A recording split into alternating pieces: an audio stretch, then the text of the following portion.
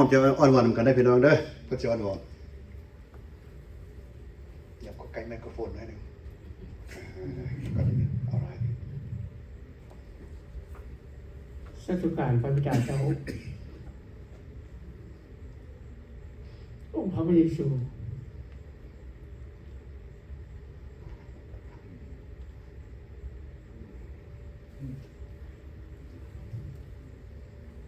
เป็นพระเจ้าองค์สร้างจักรวาลเป็นพระเจ้าสร้างมนุษย์เป็นพระเจ้าวางแผน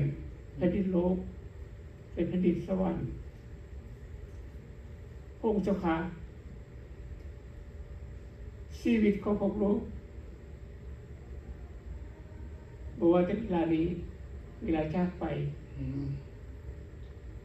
ขอให้พวกลูกทุกท่าน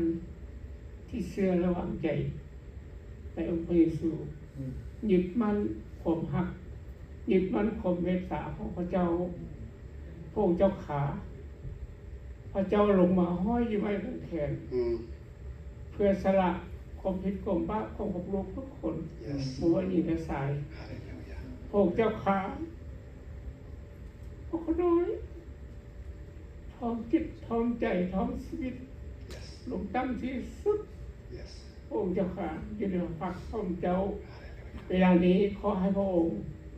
สิทธิจะนำพาพวกลูกทุกคนเพื่อให้เข้าใจพระประสงค์โครงการระยะยาวชีวิตของพวกลูกที่พระเจ้าวางไว้พระองค์เจ้าค่ะ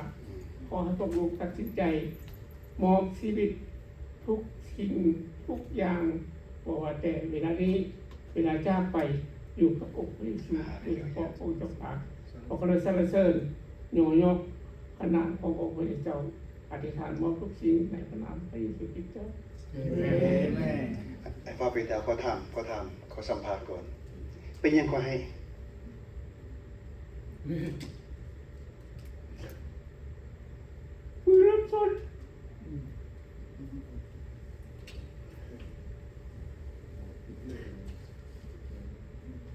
มือเขาน้อยมอบชีวิต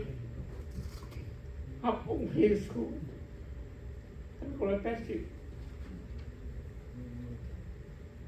เปิดเผยทุกวันทุกอาทิตย์กลับมาบ้านไปเหตุการณ์กินเหล้าหมอสุราไปตีผู้มันขึ้นสแกงปอดโมกมาตอนแรงใบโมกไปการ12 โมงเลิกงานมาบอกให้เหนื่อยเขาตัวผู้ตีผู้กินเหล้าสูบยาไม่มีมือหนึ่ง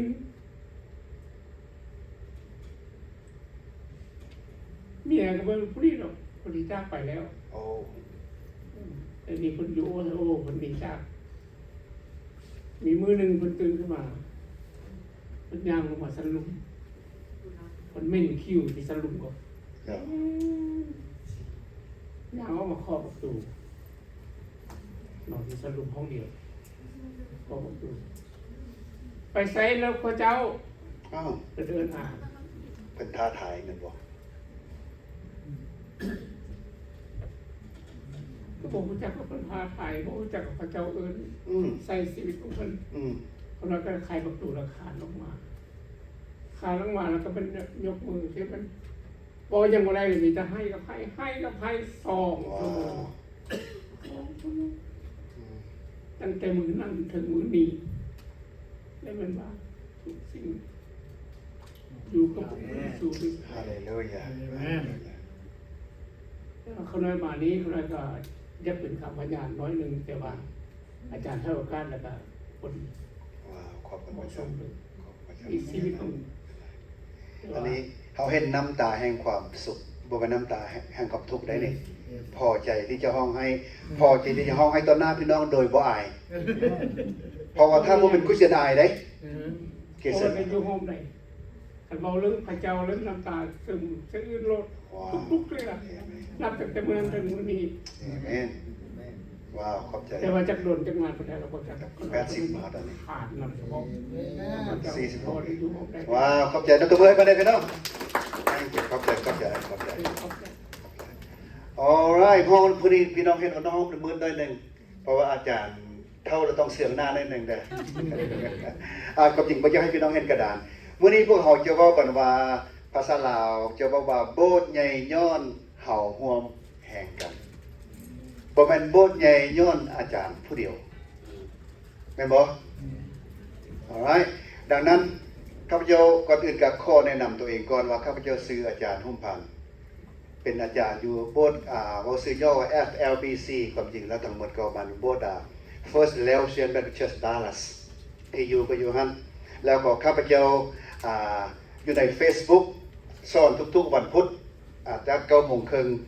ประมาณ9:30 นถึง9:40 นประมาณ20นาทีสอนลายประมาณนั้นน่ะ40-50 นาทีบ่ขอโทษประมาณบ่ฮอด10 โมงดอกสอนลายครับเมื่อเวลาข้าพเจ้าสอนนะสั่นพระคัมภีร์ข้อต่อข้อบ่ได้สอนหยังข้อต่อข้อนั้นนานๆอยู่ใน Facebook ฉะนั้นสำหรับมื้อวันพุธแต่มื้อวันอาทิตย์นี้ไลฟ์ Facebook ทุกทิศเอาไว้แล้วก็อยู่ใน YouTube พวกเขาก็ใส่ไว้เพราะว่าเป็นแบ็กอัพเพราะว่า YouTube นี่คนเอา Facebook ก็จะ30 มื้อก็จะเลิกติดแม่นบ่เอาต่อมาได้เป็นนำเฮาว่าแบ็กอัพอยู่ในYouTube ถ้าพี่น้องสนใจเกี่ยวกับเรื่องพระคัมภีร์พี่น้องเข้าไปเรียนตัวนี้ได้เพราะว่าความจริงแล้วข้าพเจ้าเป็นนักเรียนพระคัมภีร์ที่มาเข้าเรียนอยู่อเมริกานี่20 ปีนี่บ่ได้เรียนเรื่องใดเรียนแต่เรื่องพระคัมภีร์ฉะนั้นเป็นนักเรียนพระคัมภีร์โดยเฉพาะบ่ฮู้เรื่องอื่นเรื่องพระคัมภีร์ก็ฮู้น้อยหนึงปกิโตแต่ว่าบัดนี้หลังจากพี่น้องฮู้จักข้าพเจ้าและข้าพเจ้าพวกเขาในนี้ทุกคนฮู้จักกันหมดทุกคนเราบอกพวกกันเราบอกหลายคนบ่ฮู้จักกันแน่นอนแต่เฮ็ดจังซี่เขาจะบ่ใช้เวลาหลายเขาจะให้พี่น้องย่างเข้ามาเว้านำไมโครโฟนเฮ็ดหน้าแต่ละคนให้สิบอกจังซี่ล่ะวิธีพี่น้องแนะนำตัวให้เขาว่าซื้อหยังมาจากโบสถ์ใดเมืองใดรัฐใดเท่านั้นละพอโอเคอยู่บ่ได้อยู่บ่ให้พี่น้องมาทางพี่เลยพี่น้องมาเรียนมาเชิญมาก่อนทางนี้มาทางหน้ามาก่อนพวกเขาจะได้เห็นหน้ากันเบิดไปเบิดจะได้เห็นหน้ากันเด้อมาทางหน้าก็มาก่อนโอเคมันจะได้เบิดไปเด้อสิเห็นหน้ากันเด้อฉันบ่เห็นหน้ากันเลยอ๋อเห็นหน้าแล้วตอนนี้โอเคก็น้อยสิบุญโยงวงศาเนาะมาจากโบสถ์สามทองโตเลยมาโตเลย แกน้อยหน้าเนาะต้องมาโต ขอบคุณพระเจ้าเข้าใจมาโตเลยอาจารย์เขาเห็นแบบกระทันรัดบ่ต้องเสียเวลามาเลยน้อยสาวนันทวงศ์มาจาก Church Winfield Kansas ก็น้อยเป็น pastor อยู่Chittenfield thank you โอเคเสร็จก็น้อยชื่อคำสิงธรรมวงศ์มาจากจอร์เจียBobby International, New Life Lutheran Baptist, Murfreesboro, Tennessee. สวัสดีค่ะน้อยชื่อนางโฮมมาจากชาร์ลอตต์นอร์ทแคโรไลนาชื่อขับเบียงมาจากโบสถ์ชาร์ลอตต์นอร์ทแคโรไลนาชื่อวิไลศักดิ์มาจากแมดิสันวิสคอนซินทางนี้มาก่อนท่านบ่สุดเถื่ออาจารย์ยังลักษณะคณะชื่อโสระดามาจากแมดิสันวิสคอนซินโบสถ์เดียวกับเมสซิดาพี่น้องรู้จักเมสซิดาอยู่ Riverside Church เนาะอยู่รัฐวิสคอนซินโอเคน้อยความจันทร์สิทธินพรหมสิญญาภิบาลอยู่โบสถ์เอเมนว้าวปอดฟังมันต้องเขาจะต้องเอาไปหรือว่าให้ซ่าอะไรนี่เรียกมาลดขน้อยซื้อลำเงินมาจากเทนเนสซีนูไลบันไซมาจากนิวไลน์ลาวเซนแบปติสต์โมฟิสโบเทนเนสซีอินทพรเทพสอนมาจากโมฟิสโบเทนเนสซีสมสนิทมาจากบอลเดียกันเทวเทนเนสซีน้อยไซสนะมาจากโบสถ์ลาววิดีแบปติสต์เชิร์ชรัฐอาร์คันซอสบุคคลซื้อคำสุขเพชรเรื่องมาจากรัฐแคนซัสโบสถ์New Life Baptist Church ขน้อยซื้อสมสมัยคุณเกษมมาจากโบสถ์นิวไลน์บัพติสต์เชิร์ชโอเลตาแคนซัสโดยเซอร์ปอลวงมาจากมินนิโซตาบรูเคนฟาอันนี้ก็น้อยซื้อเพชรวิไลสารมาจาก North Center ลาว Baptist เมืองบุกินพาร์ครัฐมินนิโซตาผู้นี้พอกันอยู่ของเราเท่านึงตอนกินไอศครีมงัวลงงัวขน้อยซื้อหมอนคำหักศิสมบัติมาจากลาวลิบลิบัพติสต์เชิร์ชอาร์เคนซอสข คณะของแก้วไซพลาดมาจากไฮพอยต์นอร์ทแคโรไลนาจากลาวอินเตอร์เนชั่นแนลเชิร์ช คณะแม่นางจันไตมาจากลาวไทยบัพติสต์เชิร์ชชาร์ลอตต์นอร์ทแคโรไลนา สบายดีก็น้อยซื้อหงมาจากนอร์ทแคโรไลนาเนาะ ก็คือสมบูรณ์ปีกุลมาจากกันนะสารพัดกันนะลาวไทยบัพติสต์เชิร์ชเป็นที่เรียกว่านี่นะ เอเมน ก็น้อยซื้อสุวรรณสุทธิจักรเนาะมาจากอันชาร์ลอตต์นอร์ทแคโรไลนา เอเมนโอ้หลายเนาะ ไปนี้ขน้อยซื้อคำผงนะวันนงศามาจากดีทรอยต์เม็กซิกัน มาไปไกล สบายดีขน้อยซื้อแสงทองโบแสงมาจากชาร์ลอตต์นอร์ทแคโรไลนา สบายดีพี่น้องครับเจ้ามาจากไอโอซึ่งจุฬาลงกรณ์เป็น สวัสดีพวกอาน้อยเป็นชื่อเพลงพงศวัสดิ์มาจากโคลัมบัสโอไฮโอสโตบัพติสต์มิสชั่น สบายดีพี่น้องน้อยซื้อคำปืนประกรณ์คำมาจากลาวแบปติสต์มิชชั่นเชิร์ชวินฟิลด์แคนซัส สบายดีกาวินเซนต์วิสุมาจากฟิลเลวายสวัสดีพี่น้องที่รักของพระเยซูคริสต์เจ้าคณะศิษย์วิรเดชจากคณะกมูแบปติสต์เชิร์ชไฮพอยต์นอร์ทแคโรไลนา สวัสดีพี่น้องเราซื้อกำแพงน้องพิเศษน้อยจากมา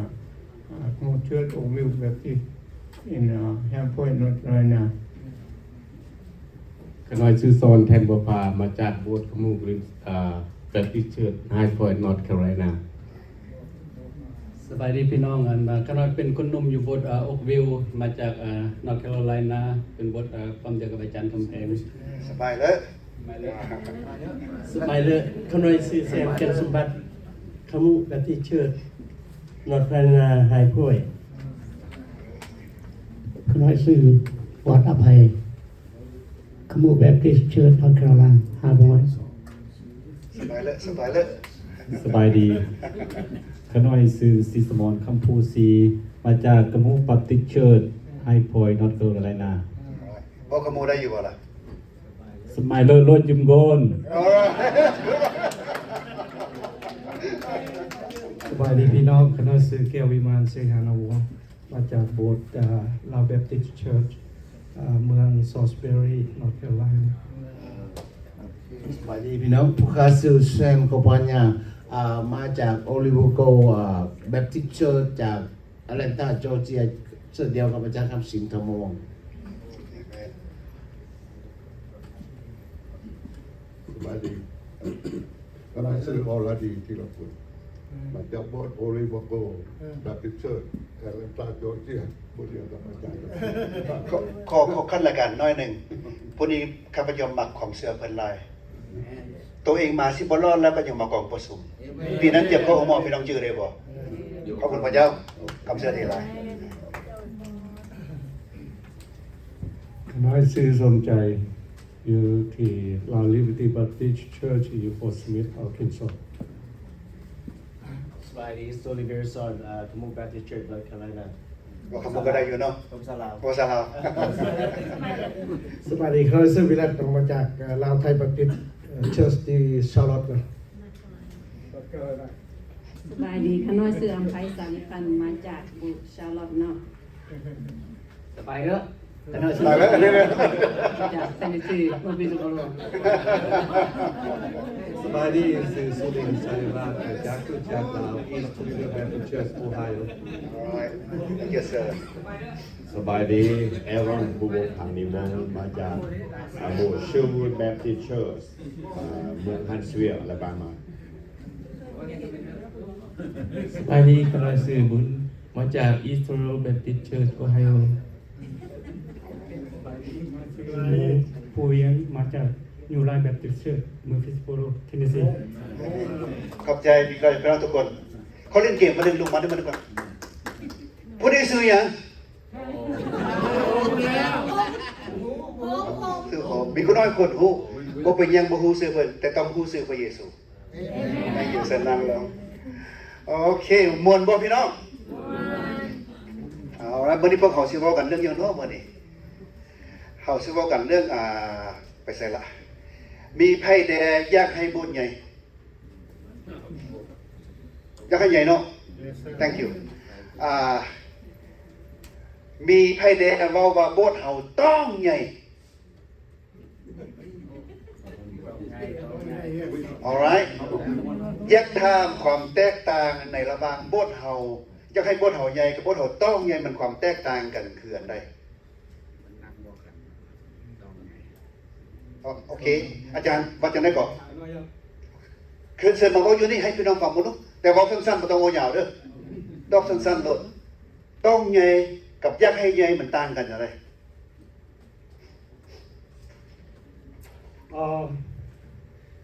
อยากให้คริสตจักรใหญ่เนาะความยากกับต้องอยากให้ใหญ่เพราะว่าความที่เราต้องการพอเขามีความเชื่อแล้วสิ่งที่เขาเชื่อนั้นอยากให้มันเจริญเติบโตและอย่างที่อาจารย์ต้องการเนาะความต้องการนั้นต้องการแต่ว่าเขาต้องบุกเบิกแล้วเขาต้องสู้ซนนำกันพยายามฮักแล้วดูดดึงซึ่งกันและกันและเป็นน้ำหนึ่งใจเดียวกัน โอเค good คำว่าโอเคคำภาษาอังกฤษจะว่าอาจจะว่า I want my church to grow and my church must grow มันให้พี่น้องให้ความแตกต่างกันบ่ I want my church to grow so everybody want church to grow but doing nothing but I just must go we mean I will do something about this มันต่างกันเป็นบ่ดังนั้นคำว่าโบสถ์เฮาต้องใหญ่มากกว่าค่อยต้องเฮ็ดนำใดแม่นบ่ อาจารย์มันบ่ไปนำกันว่า first thing มันยากคันมีความยากแล้วต้องบุกบืนคือต้องแต่บางคนยากแล้วบ่กินซ้ำ โอ้ยยากบ่กินบ่เกิน บ่อิ่ม บ่อิ่ม ดังนั้นแหละหลายเดี๋ยวเฮาก็ยากแต่ทุกคนบ่หมดเดี๋ยวนี้น่ะเฮายากให้บ่เฮาใหญ่ทุกคนบ่หมดต่างแต่ว่าเราเฮ็ดหยังแดเว้าได้เรื่องเว้านี่บ่เพิ่นก็ว่าอยากให้ใหญ่มันคือบ่ใหญ่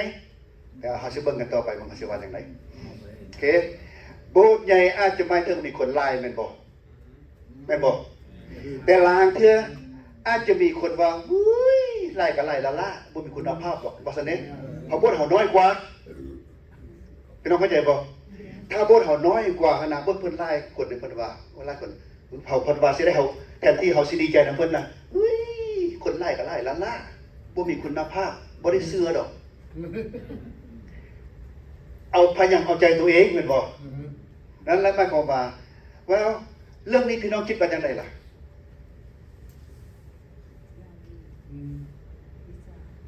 เฮาสมควรจะว่าซั่นบ่หรือบ่ว่ากันไดพี่น้องเอ้ยพระเจ้าแต่งตั้งพวกเฮา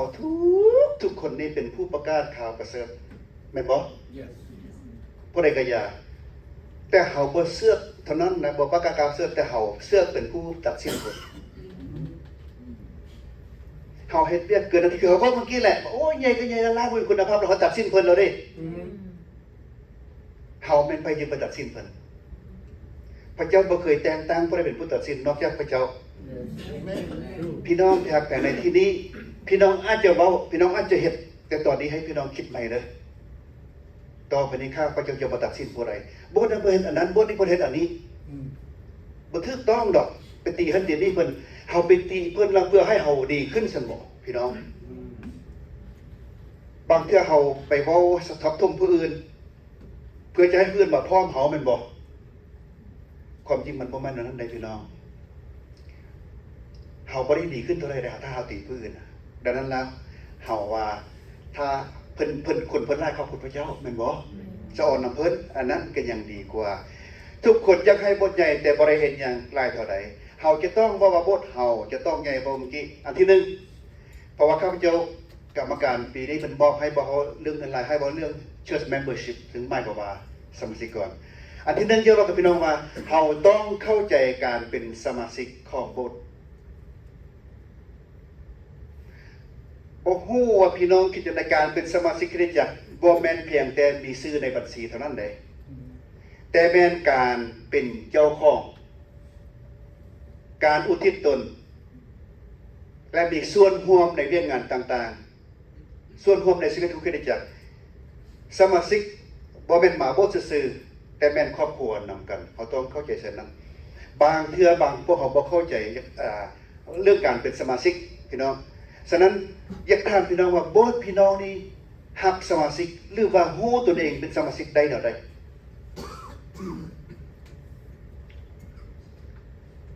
การฮับสมาชิกพี่น้องฮับเขาจะได้คือฮู้ว่าผู้นั้นเป็นสมาชิกโบสถ์เขาเพราะข้าพเจ้ากำลังจะเว้าว่ามื้อนี้เรามาโอเคมื้อนี้เรามาแต่ว่า 4-5 เดือนข้างหน้าเราไปอีกเทื่อนึงปีหน้าเราไปอีกเทื่อนึงแต่บัดเรามีปัญหาเราก็ว่าค่อยเป็นสมาชิกโบสถ์ในอาจารย์ต้องมาซอยค่อยดังนั้นจะยกลงกับพี่น้องว่าโบสถ์พี่น้องนะฮับสมาชิกแนวใดจึงห้องว่าเป็นสมาชิกว่าจะไหนก่อนต้องมีแอปพลิเคชันเข้ามาเป็นอาจารย์เสร็จวางพี่ดูต้องมีแอปพลิเคชัน ให้เมื่อเขาเอิ้นสมาชิกใหม่เข้ามาเนาะเขาต้อง information เขาจะว่าบางเทื่ออาจจะ refer จากเจ้าอื่นมาเขาก็เอา information ของเพิ่นเข้ามาใส่ปากของเขาแล้วเป็นสมาชิกของเขาถ้าเพิ่นยังบ่เป็นหยังเขาก็เอามาถามเพิ่นเกี่ยวกับประวัติของเพิ่นแล้วเขาก็ใส่กรอกไว้ก็เอาไปไว้ในไฟล์ของเราแล้วก็มีการรับผิดชอบสำหรับชีวิตของเพิ่น อาจารย์ให้สำนักขอบใจอาจารย์แต่กำลังซื้อเว้ากันอยู่ว่าในการเป็นสมาชิกนะเขาเป็น Southern Baptist ถ้านาที่ต้องเป็นสมาชิกมันมีสามอย่างที่ต้องเป็นสมาชิกแต่ว่าเขาจะว่ากันต่อไปแต่จะทำกับพี่น้องว่าตอนนี้นะโบสถ์พี่น้องหับจังไดแลทุกมื้อนี่นะหับจังไดเสิร์ชหมอพี่หมอคนหมู่เคยได้ยินเห็นหน้าเด้หับจังไดค่อยว่าเขาเป็นสมาชิก ขอบคุณพระเจ้าเนาะเขาหน่อยบริเป็นอาจารย์เขาหน่อยเป็นผู้ปกครองเสื้อพวกเขาหน่อยมันอาจจะเป็นคือเสื้อของพี่น้องหมายความว่าก่อนพวกเขาสิครับบุคคลใดคนหนึ่งมาเป็นสมาชิกพวกเขาต้องได้ฝึกอบรม โอเค หรือว่าสอนมันมีบทเรียนอยู่พี่น้อง โอ้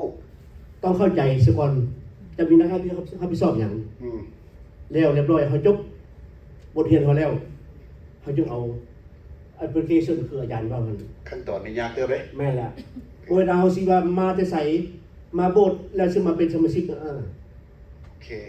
สรุปแล้วหมายความว่า thank you อาจารย์สรุปแล้วหมายความว่าก็จะต้อง apply เป็นสมาชิกที่เป็นว่าพี่น้องโอเคนะบอกต้อง apply โอเคฉะนั้นแต่ละโบสถ์เฮ็ดบ่คือกันโอเคบอกว่าผู้ใดถูกผู้ใดผิดเนื่องจากว่าแต่ละโบสถ์ autonomous เฮามีสิทธิ์ของเฮาเองแต่เฮาอยากรู้แน่ใจว่าเพิ่นเป็นสมาชิกนะฉะนั้นแต่ละโบสถ์เฮ็ดบ่คือกันแต่ว่าอยากให้พี่น้องแน่ใจว่าผู้นั้นเป็นสมาชิกเฮาแท้ๆให้เราเข้าใจเป็นสมาชิกตัวอย่างมีผู้หนึ่งไปโบสถ์ตั้ง 2-3 ปีเราคิดว่าเราเป็นสมาชิกย้ำได้ก็ว่าเชิญแขกมายามลุกขึ้นเราก็ต้องลุกขึ้นทุกเทื่อเพราะเราไม่ได้ลงบัญชีเทื่อทำนำแป๊บเดียวพี่น้องไปเหตุการณ์เนี่ยบ่ลงบัญชีเหตุการณ์ไปการเขาบ่จ่ายเงินเด้ว่าไปเฮ็ดเขาก็บ่จ่ายกันโอเคสิเว้ากันต่อว่าเป็นจังซี่บัดนี้โอเคมี3เงินไขนะครับเดี๋ยวกำลังจะเว้าว่าในฐานะที่โบสถ์ของพวกเราเป็นโบสถ์เอกราชเงินไขที่นึงภาษาอังกฤษจะบอกว่า by statement by statement ซึ่งหมายความว่าอาสาสมัครสมมติว่าข้าพเจ้ามาโบสถ์นี้แล้วอาจารย์เทศนาแล้วครับจะบอกว่าอาจารย์เขาน้อยข้อเป็นสมาชิกโบสถ์นี้แล้วหมายความว่าเราเป็นคริสเตียนมาแล้วข้อเป็นสมาชิกแต่ว่าถ้านะแบปติสต์ส่วนหลายก็จะเห็นแบบนี้เมื่อเวลาฮับเป็นสมาชิกแล้วอาจารย์จะมักจะบอกว่าถ้านักค่อยเป็นอาจารย์ค่อยฮับเอาจอเป็นสมาชิกแต่ค่อยอยากถามโบสถ์เพื่อโบสถ์ได้โหวตห้องว่าโหวตกันโบสถ์กันโบสถ์สิว่าจังได๋พี่น้องยินดีครับเอาเพิ่นบ่สิหานะแล้วเพิ่นทุกคนโอ้ยกมือขึ้นแดงโอเคมันก็ว่าผู้นี้มื้อนี้เป็นสมาชิกตั้งแต่มื้อนั้นแล้วลงบัญชีซะเนี่ยปึ้มโบสถ์พี่น้องอย่าลืม Church Minute Book Church Minute Book นั้นมันมีอยู่ใน Lightway Bookstore พวกอยู่ในพุ่นน่ะถ้าพี่น้องบ่มีก็ให้ไปจดไว้เพราะว่าคันถ้าว่าทางการเขาจะคนขึ้นมานะเขาจะถามหาปึ้มเล่มนี้การประชุมต่างๆมันอยู่ปึ้มเล่มนี้เขาจดไว้หั่นน่ะเขาว่า Church Minute Book โอเคไปซื้อแล้วจดบันทึกไปหั่นแล้วก็มีปึ้มที่ว่า Church Membership แล้วก็ลงชื่อเขาเจ้าไว้หั่นโอเคซื้อปึ้มนั้นมาเขียนไว้พี่น้องเขาจึงฮู้ว่าผู้ใดเป็นสมาชิกมื้อใดคันถ้าเพิ่นลาไปเขาเขียนมามื้อใดเพิ่นลาไปมื้อใดเขาจึงฮู้ตายเขาเขียนว่าตายอยู่ในหั่นถ้าบ่มีบันทึกคักแน่นี่เขาบ่ฮู้ผู้ใดเป็นสมาชิกดังนั้นอันที่1 Southern Baptist ฮับเป็นสมาชิกก็คือว่าอาสาสมัครภาษาอังกฤษบอกว่า by statement คือหมายความว่าอาสาสมัครอันที่สอง transfer คืออาจารย์คำซิ่งเมื่อกี้ transfer นี้ส่วนใหญ่คณะ Baptist ต่อ Baptist transfer หากันส่วนลงซื้อหากันแต่มันมีจดหมายอยู่สองอย่างในระหว่าง Baptist ต่อ Baptist อันหนึ่งหนังสือ transfer อันที่สองหนังสือ recommendation เป็นยังก็ว่าจังซั่นพี่น้องโอเคฟังอยู่เนาะหนังสือ transfer หมายความว่าเอาซื้อแล้วออกจากโบสถ์นั้นแล้วมาใส่โบสถ์นี้แต่หนังสือ recommendation นี้ต้องเป็นsuper confidential ในระหว่าง pastor กับ pastor เป็นยังไงว่า confidential หรืออันนี้ก็เก็บความลับเพราะว่าก็อยากรู้ว่าผู้นี้หันอยู่โบสถ์นั้นเป็นคนอย่างไร ประวัติ มาโบสถ์นี้พอสิใช้เราได้บ่เราสิบ่มั่งบ่ว่ามั่งโบสถ์นี้บ่เพราะมีบางคนบ่ดีใจกับโบสถ์นี้แล้วนี่ในโบสถ์นั้นเป็นบ่พี่น้องเอ้ยถ้าคนมีปัญหาไปใส่กระนำปัญหาไปเลยถ้าคนดีไปใส่เอาความดีไปดังนั้นข้อนี้ในระหว่างอาจารย์ต่ออาจารย์แต่เราต้องเก็บความลับที่สุดผู้อื่นบ่ฮู้นอกจากอาจารย์ต่ออาจารย์เพราะว่ากันไปบอกผู้อื่นมันเป็นการค่ายหน้าแล้วเขาก็ฟ้องเอาตีกันเพราะว่าตัวอย่างว่ามีเดี๋ยวนี้มีโบสถ์ข้าพเจ้าคนหนึ่งย้ายออกจากโบสถ์ลาวเขา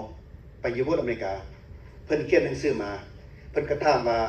เราไปโบสถ์เป็นประจำบ่ข้าพเจ้าบอกเพิ่นว่าวันสินะว่าให้เพิ่นเข้าใจเองบ่ต้องบอกอย่างไรนะเพราะว่าตอนอยู่กับโบสถ์เฮานี่หมายความว่าเพิ่นบ่แฮปปี้แล้วคนนี้โบสถ์บ่แฮปปี้คนนี้เด้อพี่น้องเด้อคันแฮปปี้ก็จะบ่นี่แต่ว่าพี่น้องคันถ้าพี่น้องเป็นคนดีโบสถ์ข้าพเจ้าบอกกับพี่น้องสิถ้าพี่น้องนี่จากโบสถ์นั้นมาโบสถ์นี้นะเด็ดขาดสิบ่คนโบสถ์นั้นเฮามักจะบอกคนโบสถ์นั้นบ่ดีค่อยอยู่นี่มาโบสถ์นี่นะค่อยดีๆว่าเสน่ห์ปานนั้นคนดีใช่ป่ะให้ผู้อื่นจังได๋ผู้อื่นก็บ่ว่าให้ล่ะดังนั้นแหละพี่น้อง transfer นี่สำคัญและ baptism baptize คนนี่นะหมายความว่าตัวนี้ออโตเมติกเป็นสมาชิกเป็นคนเชื่อใหม่มี3อย่างที่เฮาอันนะคณะ Baptist เนาะโอเคอยู่นี่มีคำถามยังบ่พี่น้องเมนทาร์พี่น้องรับสมาชิก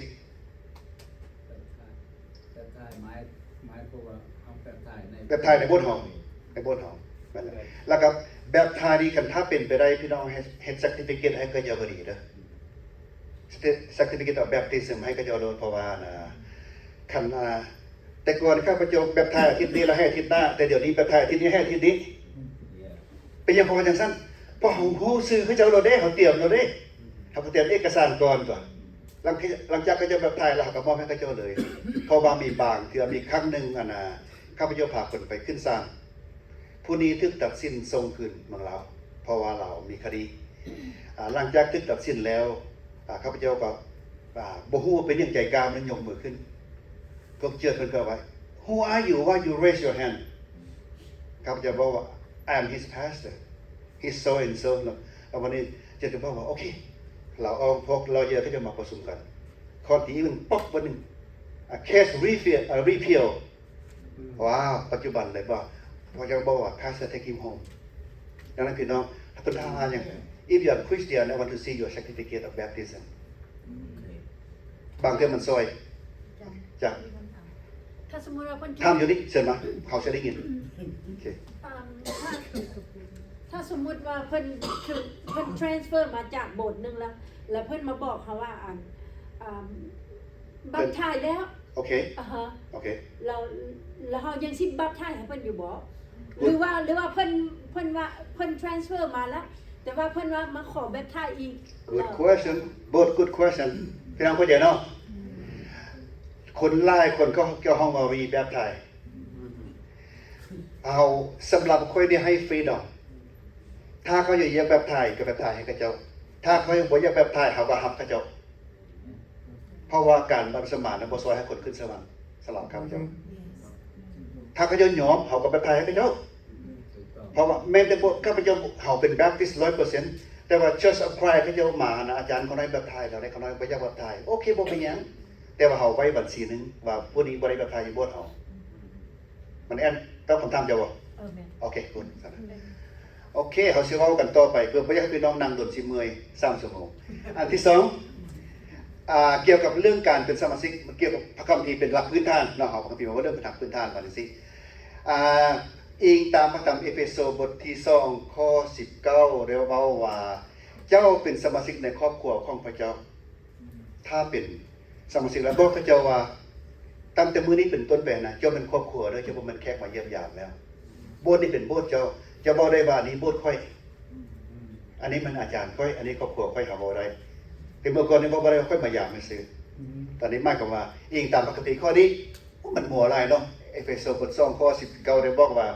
เจ้าเป็นเจ้าของสมาชิกแล้วข้าพเจ้าบอกเขาเจ้าเรื่อยๆว่าต่อไปนี้นะเจ้าเป็นสมาชิกเราเด้อเป็นคนเฮือนเฮาแล้วบ่เป็นคนบายามมันแตกต่างกันจังได๋พี่น้องถ้านะข้าพเจ้ารับใช้มา45ปีนี้ข้าพเจ้าบอกพี่น้องได้ว่า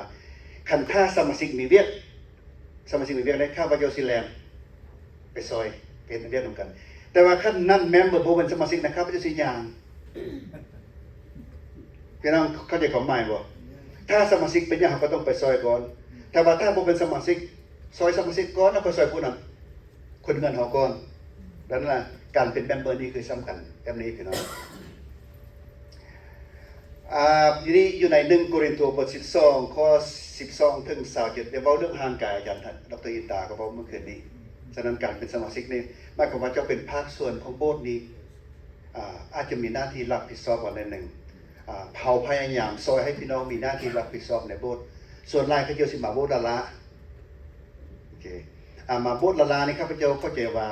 อันนั้นเป็น minimum เป็น first step of Christianity เพราะว่าพระคัมภีร์สอนว่าทุกวันสิ้นบริสุทธิ์กันบอกทางข้าทาสก็ดีเจ้านายก็ดีให้มานมัสการอันนั้นเป็นบอนเริ่มต้นเท่านั้นเป็นคำสั่งพระเจ้าแต่ผู้ที่มาโดยนี้เขาจะลมพระเจ้านะบ่มานมัสการแต่มาเป็นผู้รับใช้ถ้านาทีพี่น้องเขาคิดว่าจะได้ละผู้หนึ่งมารับใช้และผู้หนึ่งมานมัสการมันต่างกันอะไร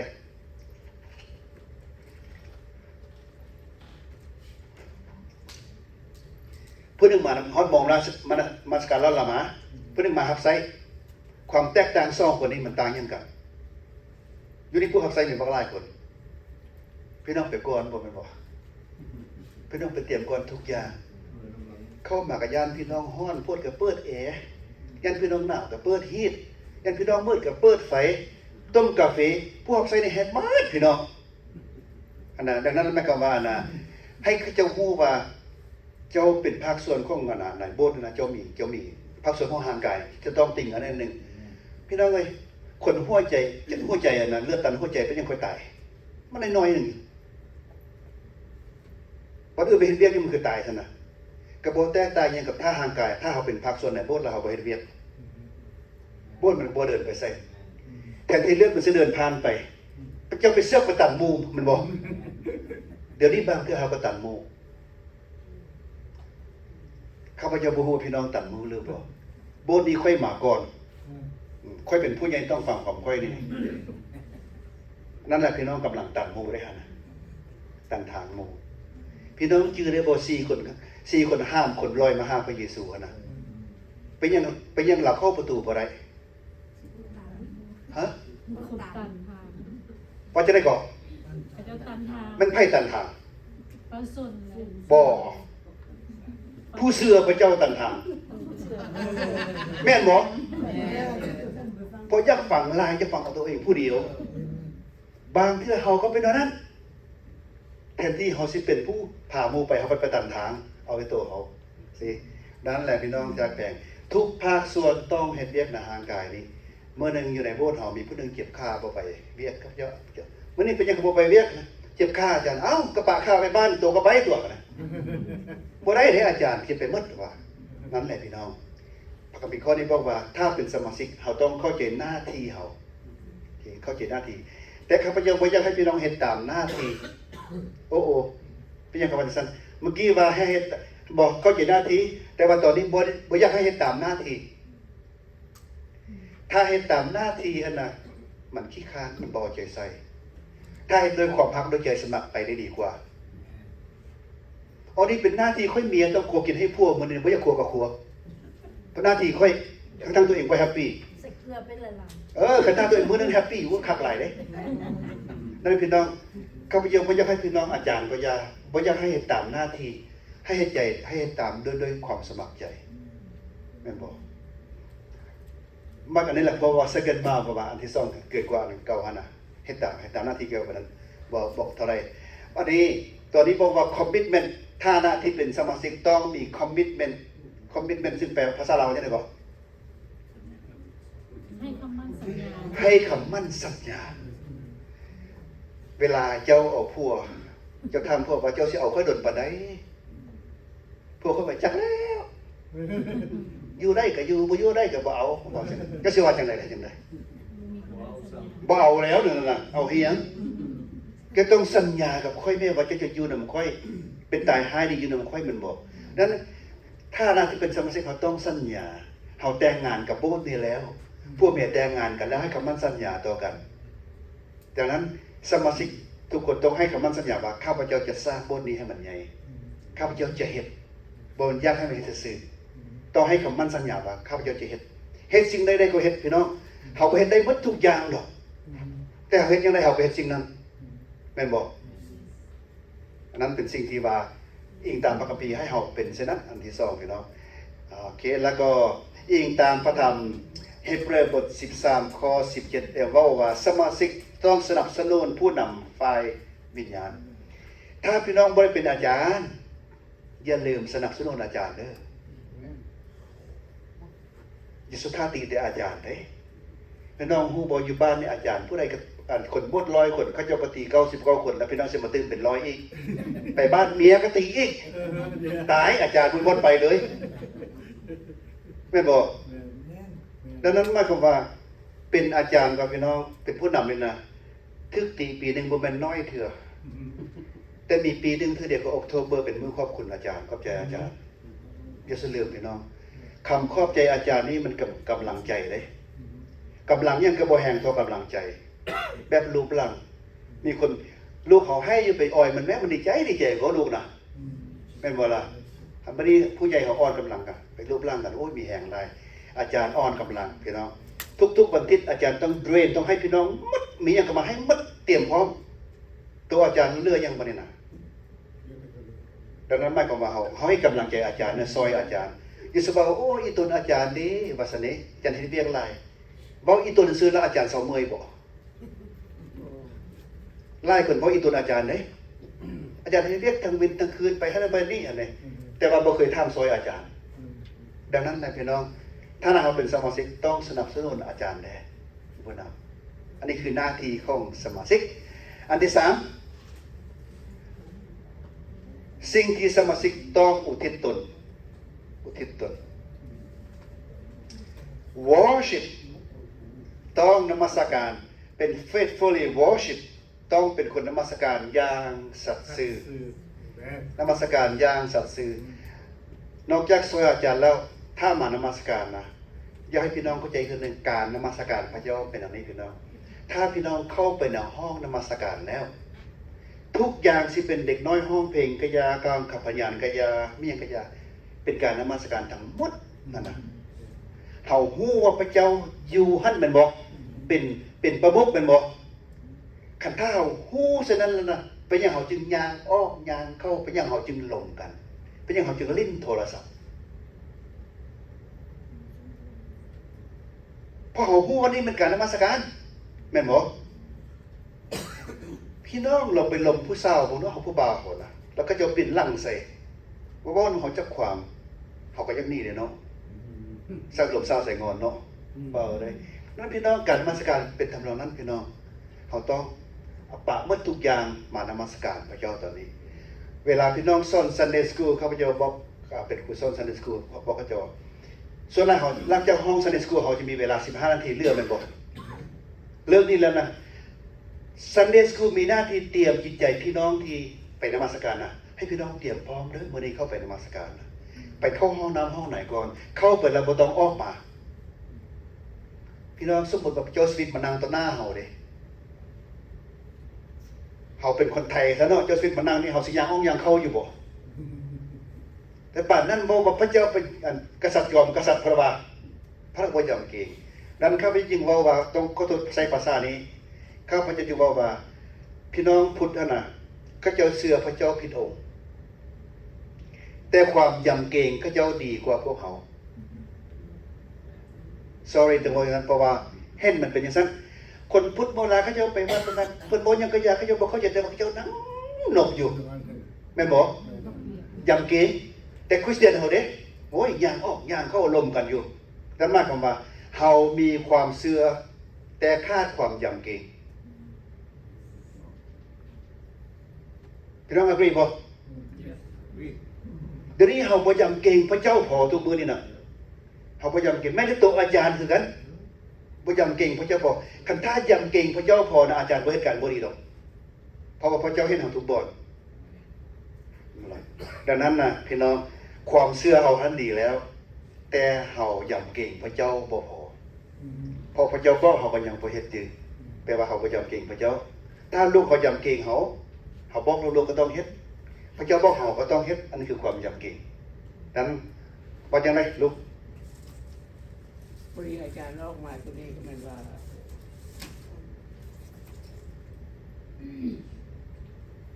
ก็เราเองก็ภูมิใจบอกว่าจะอยู่ของประชุมอะไรกันแล้วแต่ ครับ ผู้ที่เสียพระเจ้า ครับ คืออาจารย์ยกขึ้นมาว่าผู้ที่เสียพุทธเป็นตัว ครับ พระบิดจีสีมังนางตังนางพวกเดือนน่ะ ครับ เขาเจ้ากราบไหว้ ครับ คุกเขานม ครับ บัดนี้เขาเป็นพระเจ้าองค์พระเยซูพระเจ้าของเขา อือฮึ พระเจ้าของเขาเป็นพระเจ้าที่อยู่สถิตอยู่กับทุกที่ทุกบน ครับ สถิตอยู่กับผู้ที่เชื่อ อือฮึ แล้วความยำเกรงคืออาจารย์เว้าแล้วเขาได้กับภูมิใจแต่เห็นแล้วมันก็บ่ค่อยสิชื่นใจเพราะอย่าง ครับ เพราะว่าการเข้ารบของพวกเขานะมันบ่พอ บ่พอ โอเค หรือประเมินบ่สูงเกินไป อืมอืม ว่าโอ้พระเยซูเฮ็ดหยังก็ได้พระเยซูเป็นพระเจ้าที่สถิตอยู่กับพวกเขา อือฮึ เขาเข้ารบบูชาพระเจ้านมัสการพระเจ้าใส่หมวกนั่งทำเป็นห้าง อืม อันนี้แล้วเขาได้เห็นเลย อ่า บ่ได้อยู่ แต่ก็เจอลงตัวนี้เวลาเขาเรียนของพวกอเมริกาเขาก็เว้าคือกัน แต่เขาจะบอกว่าเขาจะเป็น culture เขาจะสักครั้งขึ้นห้างนี่นะเขาจะโอเค เวลาเขาจะอ้อนวอนสักครั้งขึ้นห้างPastor I'm sorry I'm American you are Laotian you have Laotian culture โอเคเฮาก็ป่าไว้อันเพิ่นอยากว่าเพิ่นนั่นน่ะแต่ได้ก็อยากพี่น้องหน้าที่เฮาคือเว้าเรื่องพระเยซูคริสต์อย่างเดียวเด้อเฮาจะไปเว้าดูทุกศาสนาอื่นเว้าผู้อื่นวางใกล้ๆมันได้มีอาจารย์อเมริกาคนนึงซึ่งเขาคุกแล้ว เวลาเราไปประกาศข่าวประเสริฐแล้วก็จับป้ายใส่ไมโครโฟนหลายอย่างเลยไปเว้าดูทุกพวกพุทธเว้าดูทุกพวกอิสลามเขาฟ้องเพิ่นนั้นบ่แม่นเวียกเขาจะต้องเว้าพี่น้องเฮาเว้าแต่เวียกเขาเพิ่นเชื่อเรื่องเพิ่นก็อย่าเฮาประกาศข่าวประเสริฐเรื่องของพระเยซูคริสต์ถ้าเพิ่นทำเรื่องอื่นมาค่อยบ่ฮู้ก็ฮู้แต่เรื่องนี้ครับอย่าคิดว่าเรียงดีกว่าเอาสิว่ากันต่อไปต้อง worship นมัสการอันนี้แล้วก็ต้องเติบใหญ่ฝ่ายจิตวิญญาณต้องเติบใหญ่ฝ่ายจิตวิญญาณถ้าเราเป็นสมาชิกได้เฮาจะรู้ได้ยังไงว่าเฮาเติบใหญ่ฝ่ายจิตวิญญาณเฮาเป็นสมาชิกพี่น้องรู้ตัวเองบ่หรือบ่รู้พี่น้องใหญ่ขึ้นหรือน้อยลงพี่น้องรู้ตัวเองบ่ว่าจังได๋บ่รู้บ่รู้ได้จังได๋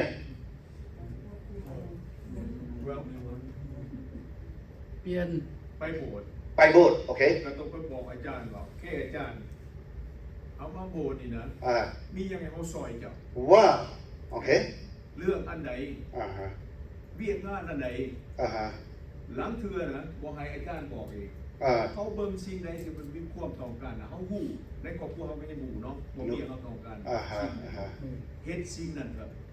เฮ็ดตามนามพระทัยของพระเจ้าและเฮ็ดตามพระพรที่พระเจ้าให้เขาส่วนหลายเฮาบ่เฮ็ดตามนามพระทัยของพระเจ้าและบ่เฮ็ดตามพระพรที่เฮามี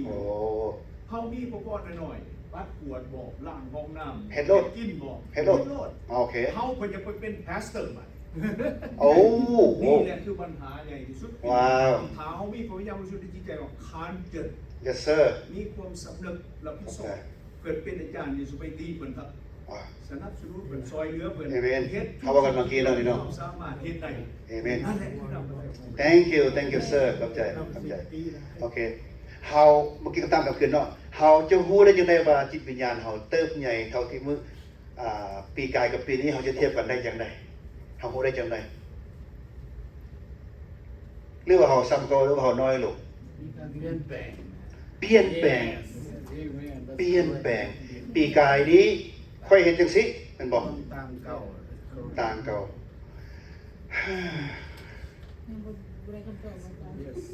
แม่นสมมุติเขาเจ้าว่าโอ้เจ้านี่คือเก่าเนาะข้าพเจ้าต้องถามขึ้นว่าบ่ได้มันคือเก่าคันชาตินิสัยคือเก่ามันบ่เป็นดาว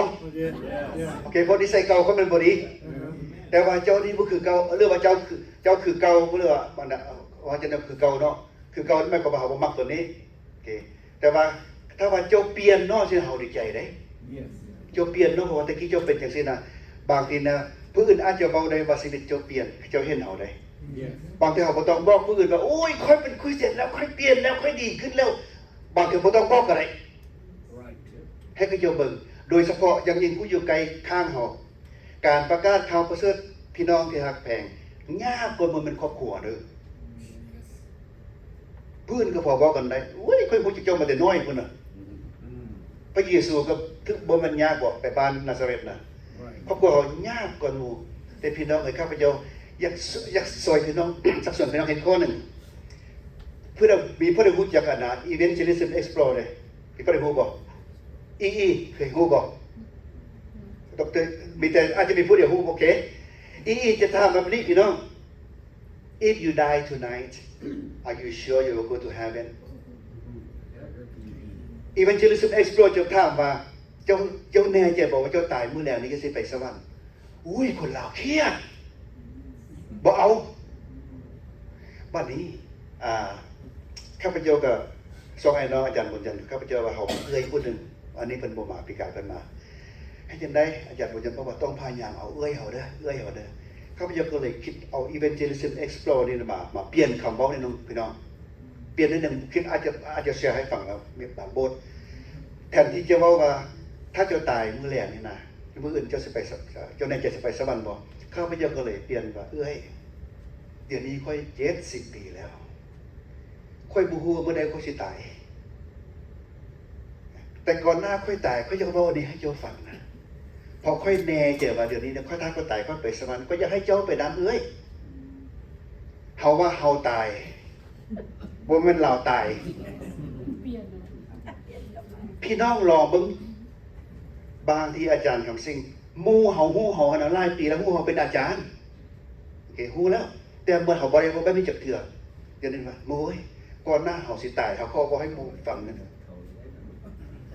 ก่อนหน้าเฮาสิตายเฮาขอบ่ให้ฟังแน่ข้าพเจ้าคิดว่าตัวนี้นะมื้อนั้นเอ้ยเพิ่นตายเลือกขึ้นเลยเบิ่งปักมื้อนั้นมื้อนั้นข้าพเจ้าพี่น้องดังนั้นบางทีพี่น้องอาจจะเปลี่ยนเรื่องนิดนึงว่าแทนที่ว่าเจ้าจะตายโอเคเพราะว่าค่อยจะตายแต่ก่อนหน้าค่อยตายค่อยจะพูดให้เจ้าฟังถ้าพี่น้องเบาแล้วพี่น้องหมดหน้าที่เด้ถ้าพี่น้องบอกว่าพี่น้องอย่างติดหนี้อยู่บ่ได้หมดหน้าที่เพราะหน้าที่เขาจะต้องเบาเด้เฮาเบาแล้วหมดหน้าที่แต่ว่าบ่สู้ดีใจเพิ่นบ่เชื่อก็ได้แล้วจะเสียใจถ้ามันบ่เชื่อเนาะถ้าพี่น้องไปเว้าข่าวประเสริฐให้ผู้อื่นฟังแล้วนะพี่น้องเสียใจนะแม่นพี่น้องประกาศให้เกิดตนเองก็บ่คืนถ้าพี่น้องประกาศให้ผู้ใดฟังแล้วก็จะบ่เชื่อก็จะว่าให้พี่น้องก็จะด่าพี่น้องน่ะถ้าพี่น้องเครียดแล้วพี่น้องประกาศเพื่อตนเองเพราะตอนเฮาประกาศนี่นะเฮาสวมจิตวิญญาณของพระเยซูคริสต์อาเมนโอเคในนามของพระเยซูคริสต์ถ้าเราเชื่อก็เชื่อพระเยซูคริสต์บ่แม่นเชื่อข่อยถ้าเจ้าบ่เชื่อข่อยจะเป็นหมู่เจ้าคือเก่าเริ่มเป็นหมู่ต้องแยกส่วนตัวกับเมียของพระเจ้าออกให้ได้ดังนั้นกลับคืนไปญาติพี่น้องของผู้ฮักแพงเนี่ยก่อนหน้าค่อยตายเดี๋ยวนี้ค่อยเฒ่าแล้วเรื่องบ่เฒ่าก็อย่านะผู้หนุ่มๆแบบนี้ก็อย่าหนุ่มๆนี่นะ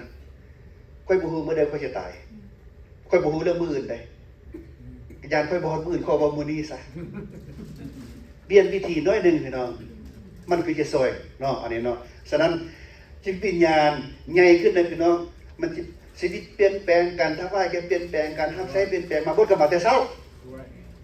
แม่นบ่แต่ก่อนมาบ่อุ้ยใกล้สิเลิกพูดค่อยมาแม่นบ่อาจารย์อินตาว่าจังได๋ ข้าพเจ้าบอกแล้วก็บอกเขาไว้อีกเสนอเนาะ อาจารย์อินตาเพิ่นว่านั่งลงกันน้องสองไอ้น้องน้องผ่านบดน้องก็เป็นบ่เป็นยังไงโอ้ยมาบดมาบักซ่าอันนี้พูดใกล้สิเลิกเราค่อยมาประหยัดกินข้าวไปก่อนหมู่ว่าซั่นเด้เรียนเที่ยวเข้าก่อนหมู่แล้วเอาลายอีกเพิ่นว่าเนี่ยเฮาก็อ้วนแล้วอุ้ยบดน้องบ่เป็นเด้ว่าซั่นเด้เฮาก็ได้กับจริงบดเฮาก็ไปซั่นแหละเฮาก็บอกว่าบดน้องบ่เป็นบดน้องนี่ดีว่าซั่นเด้แล้วอนิทานตัวเดียวกันนี้โอเคเขาก็ไปบอกให้บดเขาฟังโอเคเขาบอกบดค่อยดีเลยเขาเจ้าก็หัวเองมันคือความจริงเขาเจ้าก็เอาลายหันแหละวันนี้เขาเจ้าก็หัวโอเคอาจารย์สอนแบบนิ่มนวลพี่น้องบอกโกงไล่มันก็เครียดแม่นบอกแบบนี้แหละตอนนั้นสุดท้ายเขาเจ้าก็หัวนั่นแหละพี่น้อง spiritual growth นี่มากกว่าเราจะว่าคำพยานเราจะซักซ้อนคนมาโบสเราจะมาโบสแต่เช้าเราจะซอยอาจารย์อันนี้คือจิตปัญญาเจริญขึ้นกันอยากได้กับอาจารย์ซอยขน้อยเดหรือว่าอาจารย์กันท่าขน้อยมาบดแล้วกันท่าขน้อยย่างมาบดอาจารย์ซอยยังขน้อยเลยมีบ่พี่น้องอยู่บดเดี๋ยวนี้ขน้อยอยู่บดนี้ขน้อยยกมาบดอาจารย์ยกกันอาจารย์ซอยขน้อยนะไม่ต้องมาหรอกมันยากมาให้หมู่ยากอะไรกันมาต้องมาทำซอยว่าอาจารย์ขน้อยมาให้บดอาจารย์แล้วให้ขน้อยซอยยังเดียมาอันนั้นน่ะมาโอเคงั้นพวกจิตปัญญาใหญ่ขึ้นมันจะต้องทำซอยและซอยผู้อื่นรายยักษ์ทำพี่น้องในที่นี้ในฐานะพี่น้องมีสมาชิกทำกินข้าวญี่ปุ่นนะพี่น้องเคยเอาน้ำไปให้ผู้อื่นกินบ่เอเมนเอเมนส่วนไล่มันไปเอาไปก่อนไปมดก่อนโอ้ยค่อยหักโจไล่ประจำกินมดก่อนประจงให้หมู่ซ้ำปันมาหักเอาซะเนี่ยโอ้ยบ่ได้เรื่องขนาดนั้นนะจิตปัญญาใหญ่เป็นสั้นพี่น้องวันนี้เสิร์ฟนะบอกมาเนี่ยหับไส้นั่นหับไส้ด้วยความสมชื่นยินดีบ่เป็นอาจารย์บอกเราเฮ็ดขึ้นใจว่ายังเฮ็ดแต่ว่าหับไส้ด้วยความสมชื่นดีเพลงสรรเสริญบทที่100ข้อที่2บอกว่าจงสมชื่นยินดีและหับไส้พระเจ้าด้วยความสมชื่นยินดีพี่น้องเมื่อกี้ข้าพเจ้าบอกว่าอย่าสู้เฮ็ดสิ่งที่พระเจ้าทรงสั่งเท่านั้นนะไปนมัสการเท่านั้นแต่ว่าหับไส้พระเจ้าด้วยความสมชื่นยินดีนะถ้าเฮาสมชื่นยินดีเฮาเฮ็ดได้เด้บดไก่ก็ไปได้ก็แต่เศร้าก็ไปได้ก็ถ้าเฮาสมชื่นยินดีได้ถ้าบ่สมชื่นยินดีมันฟืดพี่น้องเล่งบ่ออกรถหาล่ะถ้าสมชื่นยินดีมันสิเป็นสาระพี่น้องมีเดี๋ยวนี้พี่น้องรับใช้พระเจ้าพี่น้องมีความสมชื่นยินดีบ่หรือพี่น้องจมแต่ว่าคันถ้าเฮาจมขอโทษเนาะเมืองลาวพระเจ้าบ่ได้พ้นงานได้ซะเด้ถ้าเฮาจมล่ะการพ้นงานจังนั้นเฮาจมพี่น้องขอบอกพี่น้องว่าสิถ้าพี่น้องจมในสุเฮ็ดแล้วอย่าสิจมแม่นบ่บ่ใช่ต้องมองเองคันเมียก็กินแล้วพวกจมเมียก็บ่แฮปปี้เด้เนาะคือจมหลายแต่จังน้อยว่าเข้มจังน้อยว่าจางนะเขาก็พยายามซอกเอาวิธีให้ตีเมียก็ได้เนาะเก็บก้อนน้ำตื่มใส่ แค่นั้นตื่มใส่ เอาเกลือตื่มใส่ อย่าลืมนะผู้ชายเขานะเขาเป็นเต้าหัวเด้ผู้หญิงเป็นคอเด้คอบ่พาเลี้ยวจังก็เลี้ยวบ่ได้ในหัวนี่นะระมัดระวังนี่ผู้ชายนะถ้าเขาเจ้าบ่อยู่ก็ต้องเอาความเขาเจ้าได้ก็อย่างไรที่หมายความว่าการถวายต้องถวายด้วย generosity หมายความว่าถวายด้วยใจกว้างๆการถวายพี่น้องบ่ฮู้ว่าพี่น้องให้จังได๋แต่ข้าพเจ้าอยากสวดพี่น้องว่าให้พี่น้องเตรียมไปแต่บ้านสิเขียนเช็คก็ตามสิจ่ายเงินสดก็ตามยังก็ตามแต่พวกเซลล์ทุกมื้อนี้ก็จะก็ไปสแกนเอาดอกละก็ได้แต่ว่าพวกเขียนเช็คพวกเตรียมเงินสดยังน่ะเตรียมไปแต่บ้านเด้อพี่น้องอีสุภาคันถวายกายมาแล้วครบเย็นแดค่อยมีแต่ใบร้อยนะพี่น้องเคยเห็นบ่อย่าสู้เฮ็ดนั่นน่ะบ่ต้องให้ดีกว่ามันบ่ได้พระพรดอกนั่นน่ะแล้วก็พร้อมกันนั้นการถวายผู้แม่ต้องตกลงกันสมมุติมีพวกไปถวายพวกเมียพัดเครียดเมียถวายพวกพัดเครียดอันนั้นโอ้ยแห่งคาดพระพรครับติ้มเงินละบ่ต้องเฮ็ดตกลงกันก่อนว่าโอเคเงินเดือนเจ้าเท่านี้ถวาย10รถเนาะตัวละ10รถเนาะเจ้าได้20,000ค่อยได้40,000เป็น60,000โอเคเขาก็ต้องถวาย6มันบ่60มันบ่มันเป็นนะต้องแบ่งให้มันเสมอกันพี่น้องและอย่าสับสนพี่น้องว่าแบ่งแต่ละอาทิตย์ให้เสมอกันเพราะว่ายังเพิ่นจะซอยพูดพี่น้องมีบางเดือนพี่น้องถวายเดือนละเทื่อบางอาทิตย์นี่เงินที่ต้องตั้งปีปฏิเราพึงสู้กันมันบ่เสมอกันแต่ถ้าพี่น้องถวายทุกทิศเสมอกันข้าพเจ้าตั้งใจว่าโอเคสิให้อาทิตย์ละ100 ร้อยไปเลย ปีหนึงก็5,200แต่ถ้าพี่น้องเหตุการณ์ได้เกิน52,000มันต้องการแค่นั้นเลยดังนั้นพี่น้องต้องถวายด้วยความสนใจยินดีถ้าเราเป็นสมาชิกเพราะว่ายังถวายเพื่อโบสถ์ส่งเสริมโบสถ์เราให้เขาใหญ่แล้วก็การเป็นสมาชิกต้องโปรเทคต้องรักษาความสามัคคีความสามัคคีมีอยู่แล้วโบสถ์เรานะเขาจงรักษาต่อไปเขาอย่าไปม้างมัน มีบางคนม้างสามัคคีโบสถ์ได้เขาโบสถ์ดีอยู่สงบสุขพี่น้องผู้นี้เข้ามาปุ๊บนั้นมีปัญหาปั๊บ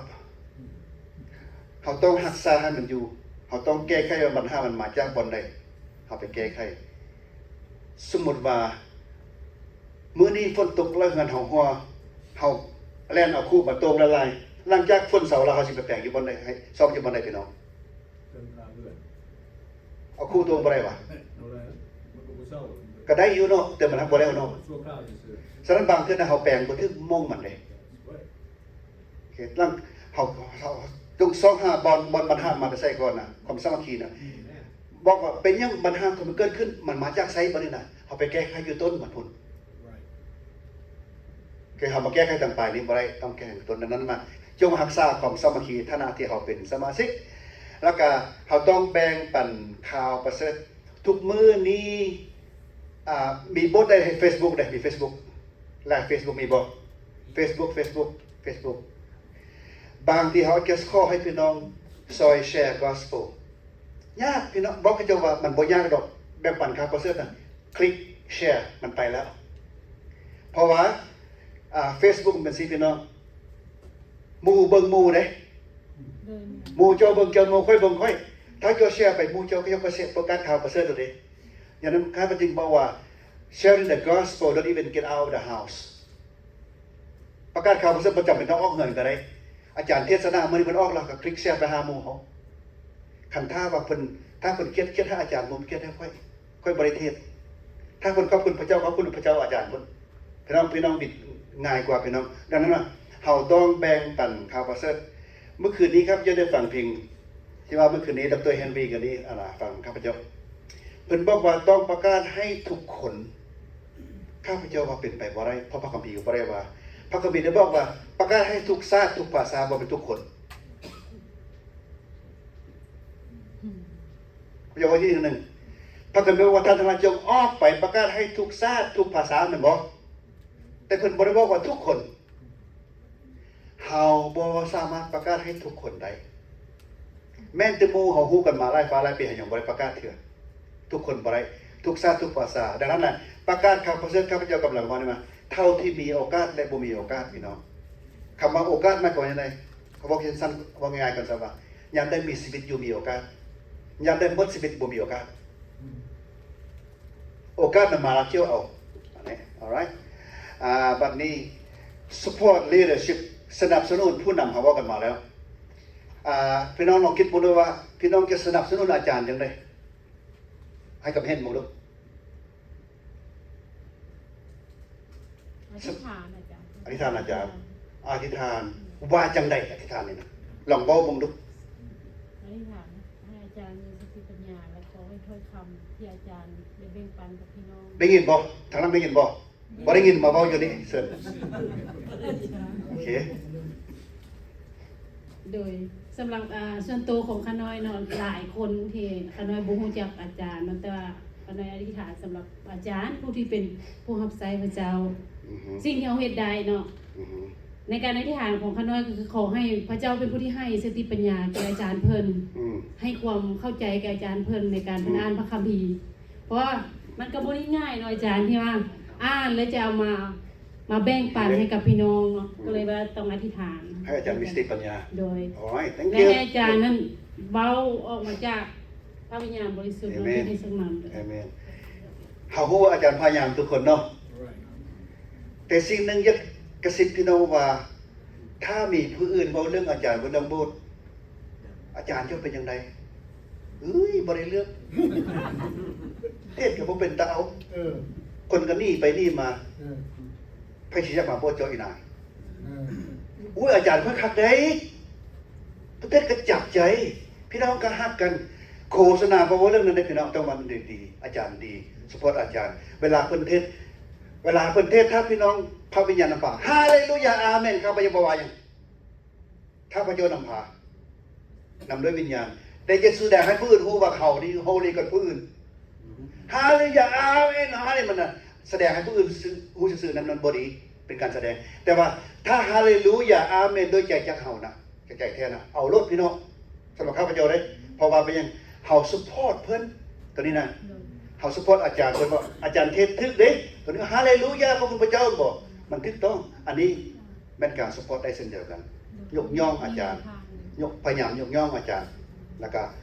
ถ้าโบสถ์เช่นเดียวกันพี่น้องถ้าเขาจะถามถึงโบสถ์ของเราเขาจะเรื่อยๆไปใส่กับว่ายิสมาโบสถ์ของบ่เป็นตาเอาเด้อโบสถ์ค่อยดีโลดบ่บ่ดีบ่ต้องบอกให้เพิ่นฟังมันมีอยู่บ่บ่ดีแม่นบ่แม้ในตัวเฮามีก็มีบ่บ่ดีแต่เฮาสิบ่บ่บ่ดีบ่มันเฮาคิดตัวเด้แต่บ่บ่ดีค่อยบ่บอกค่อยบอกแต่บ่ดีคันจะไปบอกบ่ดีเพราะสิจักมาแม่นบ่ก็บอกว่าโอ้ยบ่ค่อยได้หักแพงกันถูกต้องปองดองกันกินข้าวสามัคคีกันม่วนเด้ก็จะอยากมาตัว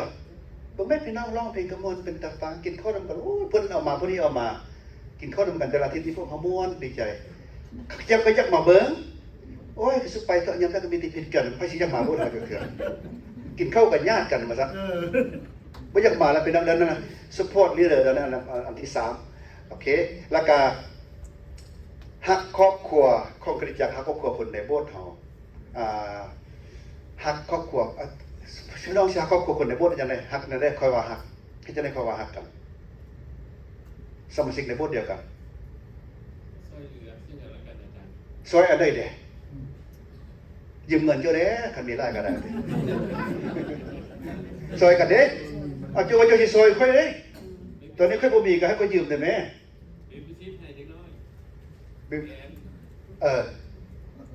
alright ว่าจังได๋ พี่น้องสำหรับคนเป็นใจข้างนอกแล้วว่าหักซึ่งกันและกันบางทีอยู่ในครอบครัวเฮามันมีคนที่บ่เป็นตาหักกัน ได้ยินบ่ทางนั้นได้ยินบ่บ่ได้ยินมาพี่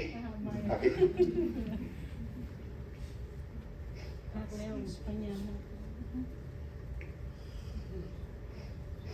ในครอบครัวของพวกเขาบางครั้งพวกเขาจำเป็นจะต้องได้เฮียนหักผู้ที่เป็นตาสัง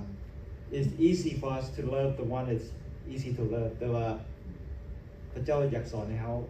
หักผู้ที่บ่เป็นตาหัก ว้าว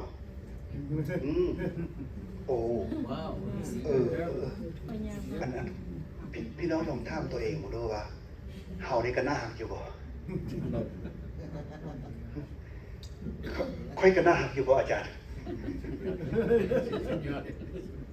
พอมีบางคนบ่น่าฮักเด้เนี่ยเว้ามาก็เป็นตาสั่งละแม่นบ่เห็นเหล่าย่างก็บ่มักหน้าแล้วครับบางคนบ่เป็นตาน่าฮักแต่ว่าพระเจ้าฮักทุกคนทั้งที่ว่าผู้อื่นบ่มักเนาะแต่พระเจ้าฮักนั่นล่ะโอเคอันที่3ใกล้สุดแล้วพี่น้องใกล้สุดแล้วเป็นหยังการเป็นสมาชิกจึงสำคัญต่อการเติบโตของคริสตจักรอาจารย์อยากว่าหน่อยหนึ่งจุดฮักครอบครัวของคริสตจักรนะคันบ่เห็นเพิ่นมาน่ะเฮาเป็นผู้นึงอยู่ในอันเป็นสมาชิกอย่างน้อยก็โทรหาว่าถามข่าวว่าเป็นอะไรอยู่ดีมีแฮงบ่ได้ยินบ่ข้างล่างได้ยินบ่ได้ยินบ่พี่เข่าวดังอยู่อันนั้นถ้าว่าเฮาบ่เห็นพี่น้องมาที่นี่บ่เห็นมาอันอย่างน้อยนะเมื่อเฮือนแล้วเฮาก็โทรถามว่าเป็นอะไรเนาะบ่สบายบ่คือเห็นมามื้อนี้น่ะอยู่ดีมีแฮงบ่เฮาก็มีส่วนที่ว่าจูงใจให้กำลังใจหนุนใจให้เขาเจ้าว่าเขาก็ขึ้นฮอดเขาเจ้าคือกันนี่แหละการแสดงความรักของเขาว่ามันว่าโอ้ยบ่เห็นมามันโดนล่ะเป็นจังได๋อยู่ดีมีแฮงที่บอกขึ้นฮอดหาอยู่เด้อเอ้าขึ้นฮอดหาว่าทุกโทรหาข่อยเปิดโทรฟ้อนข่อยก็ยังคือเก่าโอเคบัดนี้สมมุติว่าเฮาตึกผู้เฮาบ่มาซะเพิ่นโทรมาหาเฮาสิรู้สึกจังได๋ถ้าเฮาบ่มาบ่ได้เพิ่นโทรหาเฮา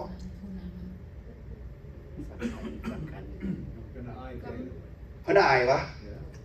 โอเคเขา รู้สึกว่าโอ้พี่น้องก็ยังเป็นห่วงเป็นใย เป็นห่วงเป็นใยผู้ถูกหาเพื่อน บ่ได้อาจารย์ความคิดมันสิต่างเลยอาจารย์ ความคิดคนบ่คือกันโอเค โดยถ้าสมมุติว่าจากพี่น้องบ่เคยโทรเลยโทรมาคำถามอาจจะพี่น้องลองขึ้นเลยว่าคำถามทางอีกที่พี่น้องจะถามคือบ่เห็นโดนแล้ว ฮะ อันนี้จะออกมาโดยออโต้ของความเป็นนั้น บอ เนาะ กเขาบ่ว่าขวดนั้น โอเค แต่เขาว่า คนอะไร เป็นได้อยู่ดีมีแฮงอยู่ โอเค เพิ่นพูดกันแล้วหน่อยจ้ะแต่ละคนเทคนิค ต้องอย่าต้องหาวิธีเว้าเนาะวิธีเว้าพี่น้องชื่อได้บ่อันน่ะบุตรลมหายเมื่อเวลาเราเข้ามาหาพอเราว่าจังได๋ก็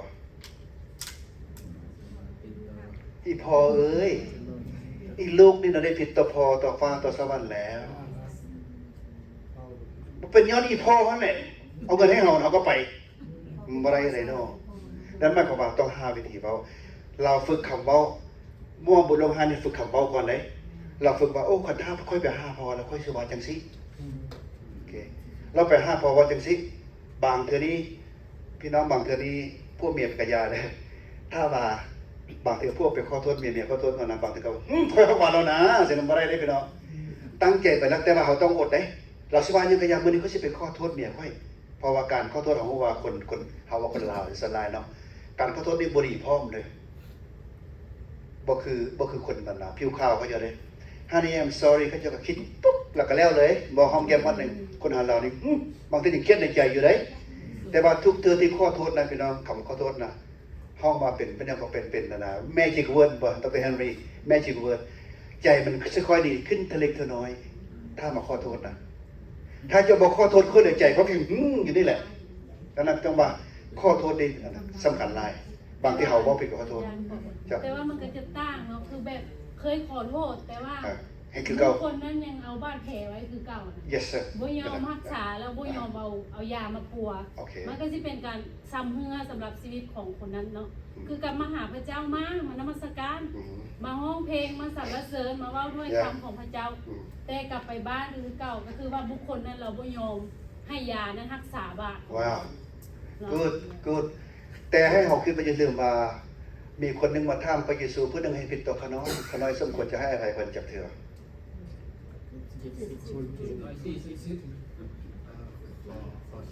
Yes sir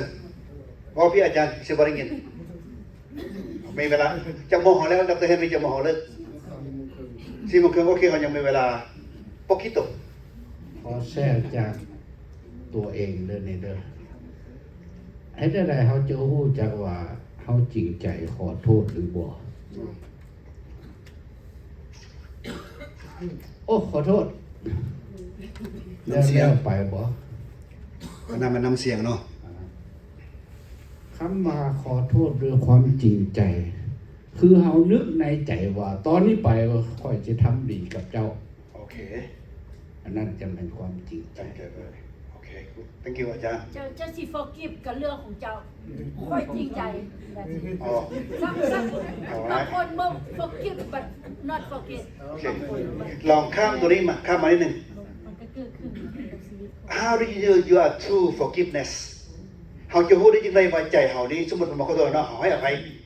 เฮาจะรู้ได้จังได๋ว่าเฮาให้อภัยแท้ๆมื้อนี้มาขอโทษแล้วก็ให้อภัยเจ้าบ่เป็นหยังดอกแต่ว่าเห็นหน้าเราได้ยินชื่อเราเฮา unhappy บ้านเราก็บ่อยากไกลถึงเฮือนเราน่ะตอนนี้หมายความว่าปากมันขอโทษได้ใจเป็น bitterness มันใจเป็นคมคืนอยู่ได้ดังนั้นการขอโทษการให้อภัยนั้นพี่น้องใจเราต้องเคลียร์ใจเราเคลียร์ได้ยินชื่อเราก็โอเคเห็นหน้าเราก็โอเคแต่บ่มาจับมือแล้วพยายามจับมือทุกมื้อนี้เฮ็ดได้จับมือสบายดีกันอยู่ได้โอเคแต่ในใจมันเครียดดังนั้นพี่น้องถ้าว่าใจเราเคลียร์ก็เห็นหน้ามันก็พอจะดีใจหั่นน่ะแสดงว่าใจเราให้ยกโทษให้เราใจเราได้แต่ก่อนนี่เฮายกโทษให้ป้าให้เด้แต่ว่าค่อยว่าเสร็จแล้วก็เจ้าก็ว่าจังซี่มันบ่แล้วไปนั่นน่ะก็ดังนั้นมาการขอโทษที่สำคัญเป็นเฮาขอโทษพระเจ้าฮู้ว่าเฮาผิดพระเจ้าฮู้เฮาผิดได้แต่เป็นยังพระเจ้าบ่ออโตเมติกยกโทษให้เฮาเลยพระเจ้าต้องการเฮาขอโทษแม่นบ่ดังนั้นเฮาต้องขอโทษนั่นน่ะฉะนั้นเป็นยังสมาชิกจึงสำคัญต่อการเติบโตของคริสตจักรมันเป็นยังคือสำคัญแต่เฮานี่น่ะ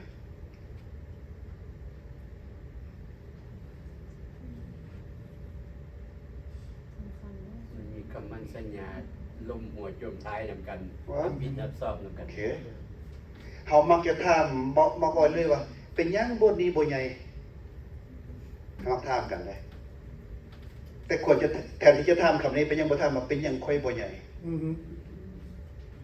คันท่านเจ้าบ่ใหญ่บ่มันก็บ่ใหญ่ตัวบ่ใหญ่ก็ย้อนเจ้ากันตัว มีภาคส่วนมันบ่เพราะว่าเขาเป็นภาคส่วนเดียวกันเด้ together make a just อันนั้นว่าเมมเบอร์นี่นะ together make a just grow ได้ปะเนี่ยนะนั่นแหละสมาชิกทุกคนนะสำคัญต่อโบสถ์หมดทุกคนพี่น้องเด็กน้อยก็สำคัญพี่น้องลองไปให้เด็กน้อยเครียดเบิ่งส่วนแม่เราบ่มาเป็นบ่บอกก็ลือว่าเราแม่เรามาลูกก็สิบ่ไปลูกขนาดสุดท้ายแม่ก็บ่มาตัวดังทุกคนนะพี่น้องในโบสถ์สำคัญมันยิสุถือว่าผู้นี้เท่าก่อนผู้นี้แก่ก่อนผู้นี้มีเงินรายก่อนสำคัญทุกคนสำคัญในโบสถ์มันเสมอกันให้เบิ่งตัวนี้แต่ว่าบังเอิญแต่ว่าเดี๋ยวนี้เป็นซี่พี่น้องเฮาพัดเว้าตั้งแต่ผู้เว้าตัวนี้นะอีโบสถ์น่ะโบสถ์น่ะเป็นกลุ่มเป็นก้อนตัวนี้นะแม่นบ่เฮาให้จังได๋ซั่นน่ะพวกเขาสิบ่เป็นกลุ่มเป็นก้อนเลยนะคันนั่งกินข้าวกับน้ำน้ำแต่ผู้นี้แหละยามใดก็ได้นั่งโบสถ์กับน้ำแต่ผู้นี้แหละโบสถ์เดียวมันมีบักหลายกลุ่มบ่นี่นะแม่นบ่สิ่งบ่นั้นปานนั้นสิให้โบสถ์มันเจริญในจังได๋พี่น้องเพราะว่ากลุ่มนี้ก็โจมตีกลุ่มนี้ก็โจมตีกลุ่มนี้สร้างสิ่งโบสถ์เดียวกันจะอินตาวจังได๋มันตีกันบ่ได้ตีห่างไกลนะเอาอันนี้นั่นเฮาเป็นนั้นพี่น้องนั่นน่ะเนื่องจากว่าเฮาเป็นผู้สำคัญต่อโบสถ์ให้ฮู้ว่าพี่น้องสำคัญนะเฮาสำคัญต่อโบสถ์ค่อยจะต้องเฮ็ดเวียกค่อยหน้าที่ของค่อยทุกคนสำคัญหมดเมียเขาก็สำคัญพวกเขาก็สำคัญลูกเขาก็สำคัญพวกอาจารย์เนี่ยพี่น้องพวกอาจารย์ส่วนหลายเสียอยากเสียลูกเพราะอาจารย์ส่วนหลายเมาแต่ไปซอยผู้อื่นลืมบ้านเรือนตนเอง แล้วลูกอาจารย์ส่วนหลายจะมักจะว่าอีพอนี่หักผู้อื่นหลายกว่าหักลูกนี่คือปมด้อยของอาจารย์หลายคนพร้อมทั้งข้าพเจ้าพออย่างแกอีพอไปเรื่อยๆมีที่อีแม่เบิ่งเฮาถ้าบ่ไปพระเจ้าปัดไสมันบ่มันเฮาไปมันลูกครอบครัวเฮาเด้พี่น้องดังนั้นจึงว่า family first นะ but God is priority how you translate Dr. Henry family first God is priority ครอบครัวมาก่อนแต่พระเจ้าต้องไปเป็นเอกเพราะว่าโอเคบัดนี้พี่น้องฮู้ว่าตัวเองสำคัญแล้วเนาะอะไรไปฉะนั้นเฮาบอกแล้วว่าถ้าท่านบ่ใหญ่โบสถ์จะบ่ใหญ่เด้อพี่น้องเด้อต้องให้ตัวเองใหญ่ซะก่อนเฮ็ดจังได๋พี่น้องจึงใหญ่บ่นี่นะถ้าบ่กินจะบ่ใหญ่กินได้ก็ตุ้ยโพดแล้วคำหมายถึงว่ากินประคำพระเจ้าได้พี่น้องเดี๋ยวนี้พี่น้องได้กินบ่ไปโบสถ์แต่ละอาทิตย์ตัวอาจารย์เองก็ได้กินแล้วบอกไปถึงเมื่อเรามีเทปมีบางเที่ยวพวกผู้นำนี่เตรียมบทเทศเพื่อไปซ่อนผู้อื่นแต่ลืมซ่อนตนเองได้อาจารย์เขาจงซ่อนเขาก่อนจงบอกผู้อื่นว่าค่อยเฮ็ดแล้วมันดีสำหรับในชีวิตค่อยเนี่ยเขาจึงอยากบอกเจ้าเฮ็ดนี่นะแม่นบ่อาจารย์ประมาณถ้าว่าเขาบอกผู้อื่นเฮ็ดนะพี่น้องแล้วเขาไปเฮ็ดนะอันน่ะแม่เขาเจ้าว่า practice what you preach นะซึ่งแม่ก็ว่าเจ้าไปเฮ็ดตามสิ่งที่เจ้าเว้าเฮากลายเป็นยังกว่าพี่น้องกลายเป็นยังเป็นคนหน้าไว้ลังลอบพี่น้องคนหน้าไว้ลังลอบเป็นอะไรแต่ความจริงแต่เฮาความลาวที่พวกเฮาว่าคนหน้าหวายเฮาว่าความจริงบ่แม่นเลยคนหน้าตอนนั้นนี่ไว้เฮาแต่ข้างหลังลอบเฮาตอนนั้นนี่ยกมือนอกเฮาคักแน่เด้สบายดีแต่ข้างหลังนี่เอาเฮาเรื่องเฮาคนหน้าไว้ลังลอบเฮาบ่จะเป็นคนซั่นพี่น้องสอนพระคัมภีร์คือกันพี่น้องเมื่อคืนนี้ดร.อินตาได้ว่าถ้าเป็นการสอนจงสิทธิ์สอนตามขนาดแห่งความเชื่อพระคัมภีร์ข้อนี้บอกกันจังสิบ่ต่ออีกอยู่ความเชื่อเฮามีซ้ำได้สอนซ้ำนั้นพี่น้องบางเทื่อเฮาสอนเกินกว่าความเชื่อคือหมายความว่าจังได๋เฮาเฮ็ดบ่ได้นะเฮาพันไปบอกผู้อื่นเฮ็ดน่ะหมายความว่าเฮาเฮ็ดเกินกว่าความเชื่อเฮาความเชื่อเฮ็ดได้อยู่บ่ได้เฮ็ดอยู่บ่การปฏิบัติความเชื่อเบิ่งบ่เห็นบ่พี่น้องแต่เฮ็ดบ่การปฏิบัติได้สำได้เจ้าเสื้อสำนั้นแหละกิสุบอกว่าเจ้าเสื้อลายนะเจ้าเสื้อสำนั้นแหละมีบางคนมีผู้หนึ่งบอกข้าพเจ้าว่าอาจารย์ป้าดีเสื้อพระเจ้าดีเสื้อสุดอกสุดใจแต่ถวายบ่ได้ ป้าหลบกันเรื่องใหม่บ่ต้องหลบเรื่องนี้ดังนั้นนะความเชื่อได้เห็นบนการปฏิบัตินะพี่น้องเด้อเป็นสเกลเป็นอันนั้นตาสิงเนาะตาสิงเห็นว่าเฮาปฏิบัติได้สำเร็จเฮาก็เชื่อหลายสำนั้นนั่นน่ะทานบ่ใหญ่บทมันก็บ่ใหญ่การเป็นสมาชิกต้องมีหัวคิดประดิษฐ์สร้างในพี่น้องคิดเสมอว่านี่แม่นบทของข่อยจะต้องเฮ็ดอันนี้บ่มันค่อยไปบทแล้วไปใส่แต่ผู้อื่นซื่อๆค่อยจะต้องเฮ็ดภาคส่วนค่อยบ่ว่าเป็นบทค่อยบางเฮือนพี่น้องลูกพี่น้องเฮือนตัวเองนะกันถ้าบ่มาขัวกินบักหลายแท้ๆจนเหลือมันควรไปบทได้หรอโอ้เป็นยังเป็นสั้นมันขวบมันคือตัวเองนี่จนพอว่าอย่างน่าอายกับถ้ามูอิมเป็นบอกขับไปบดถ้าเพิ่นมูอิมเฮาสิบ่อายว่าทางเกินเฮาขนาดดังนั้นครับจริงๆจะบอกกับพี่น้องว่าเอาโบสถ์เป็นมาเป็นบ้านแล้วเอาบ้านเป็นโบสถ์เอาโบสถ์เป็นบ้านและบ้านเป็นโบสถ์ข้าพเจ้าเทศนาทิปีกาได้เรียกว่าอาจารย์อะไรให้พี่น้องฟังว่าเขาน้อยมักพวกเขาน้อยผู้อยู่โบสถ์นะสักพวกผู้อยู่บ้านผมมักว่าสัก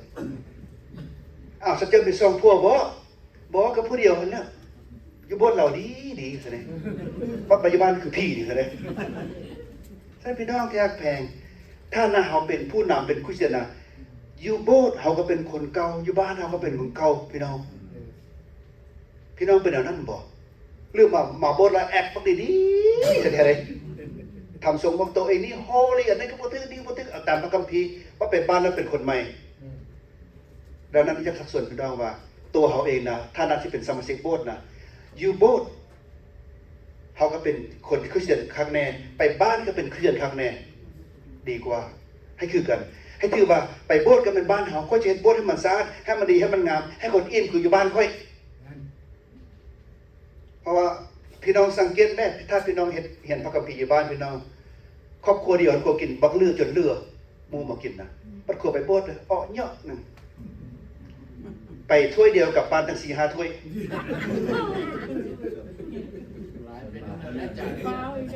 แม่เรามีวะเดี๋ยวนี้ก็มีวะโอ้ก็บอกไอ้เพื่อนโบสถ์ก็ได้ปัดครัวไปถ้วยเดียวหนึ่งปัดมาบ้านป้าทุกบักอะไรต้อง10 บล็อกของโบสถ์ก็บ่พอบ ทคนนั้นบ่มีเด้ออาจารย์ เอเมนบทนี้บ่มีสิต้องมาจากซี่เด้อพี่น้องเด้อ คนนั้นบ่มีเรียนอาจารย์นี่ต้องบ่ใส่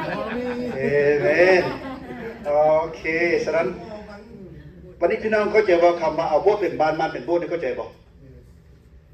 ต่อไปกลับไปบ้านไปโบสถ์ลองเฮ็ดบ่เด้อเมื่อเวลาไปฮอดโบสถ์นี่ดอกไฟคาดกับบ้านค่อย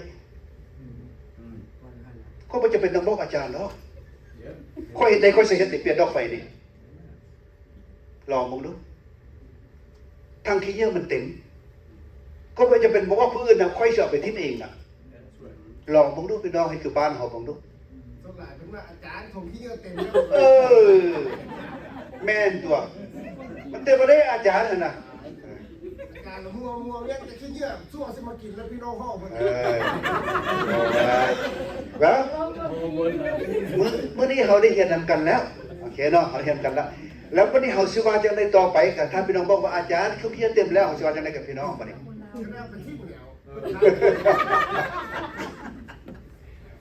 จับโลดเห็นลูกให้พี่น้องเห็นก็หน้าโลดฮักสิมีคนแล่นมาจับซอยหรอกแม่นบอก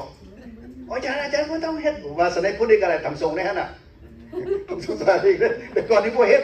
แต่ก่อนบอกเฮ็ดพวกเฮ็ดแต่ถ้าอาจารย์ไปจับปุ๊บขน้อยสิเฮ็ดอาจารย์ว่าสนัยมันว่ามันจะได้ก่อนมันกูเป็นจังซั่นลูกเสือมันก็บิดอยู่ก็ปล่อยไปด้วยเห็นเลยก็พอใจแล้วอาจารย์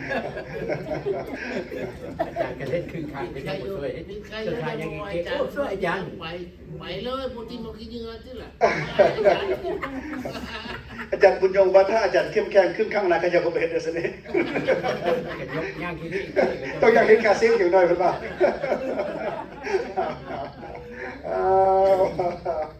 โอเควันนี้คิดในใจพี่น้อง every Sunday when I go to church I will do something one thing อยากท้าทายพี่น้องว่ามื้อนี้ค่อยไปเบิ่งก็จะเฮ็ดอันนึงไม่หยังกะยาแต่ก็จะเฮ็ดพี่น้องเคยคิดบ่ให้สมาชิกหรือพวกเขาเองตัวนี้นะมื้อนี้เขาไปเบิ่งก็จะเฮ็ดอันนึงไม่หยังกะยาแต่ก็จะเฮ็ดอันนึงบ่เป็นนางละลามื้อนี้นะเฮ็ดอันนึงถ้าเจ้าเฮ็ดอันนึงเจ้าเฮ็ดอันนึงเจ้าเฮ็ดอันนึงเจ้าเฮ็ดอันนึงบ่มีเลือกให้อาจารย์ดอกเฮ็ดน่ะแม่นบ่ at least ว่าอย่างเฮ็ดอันนึง at least อันนึง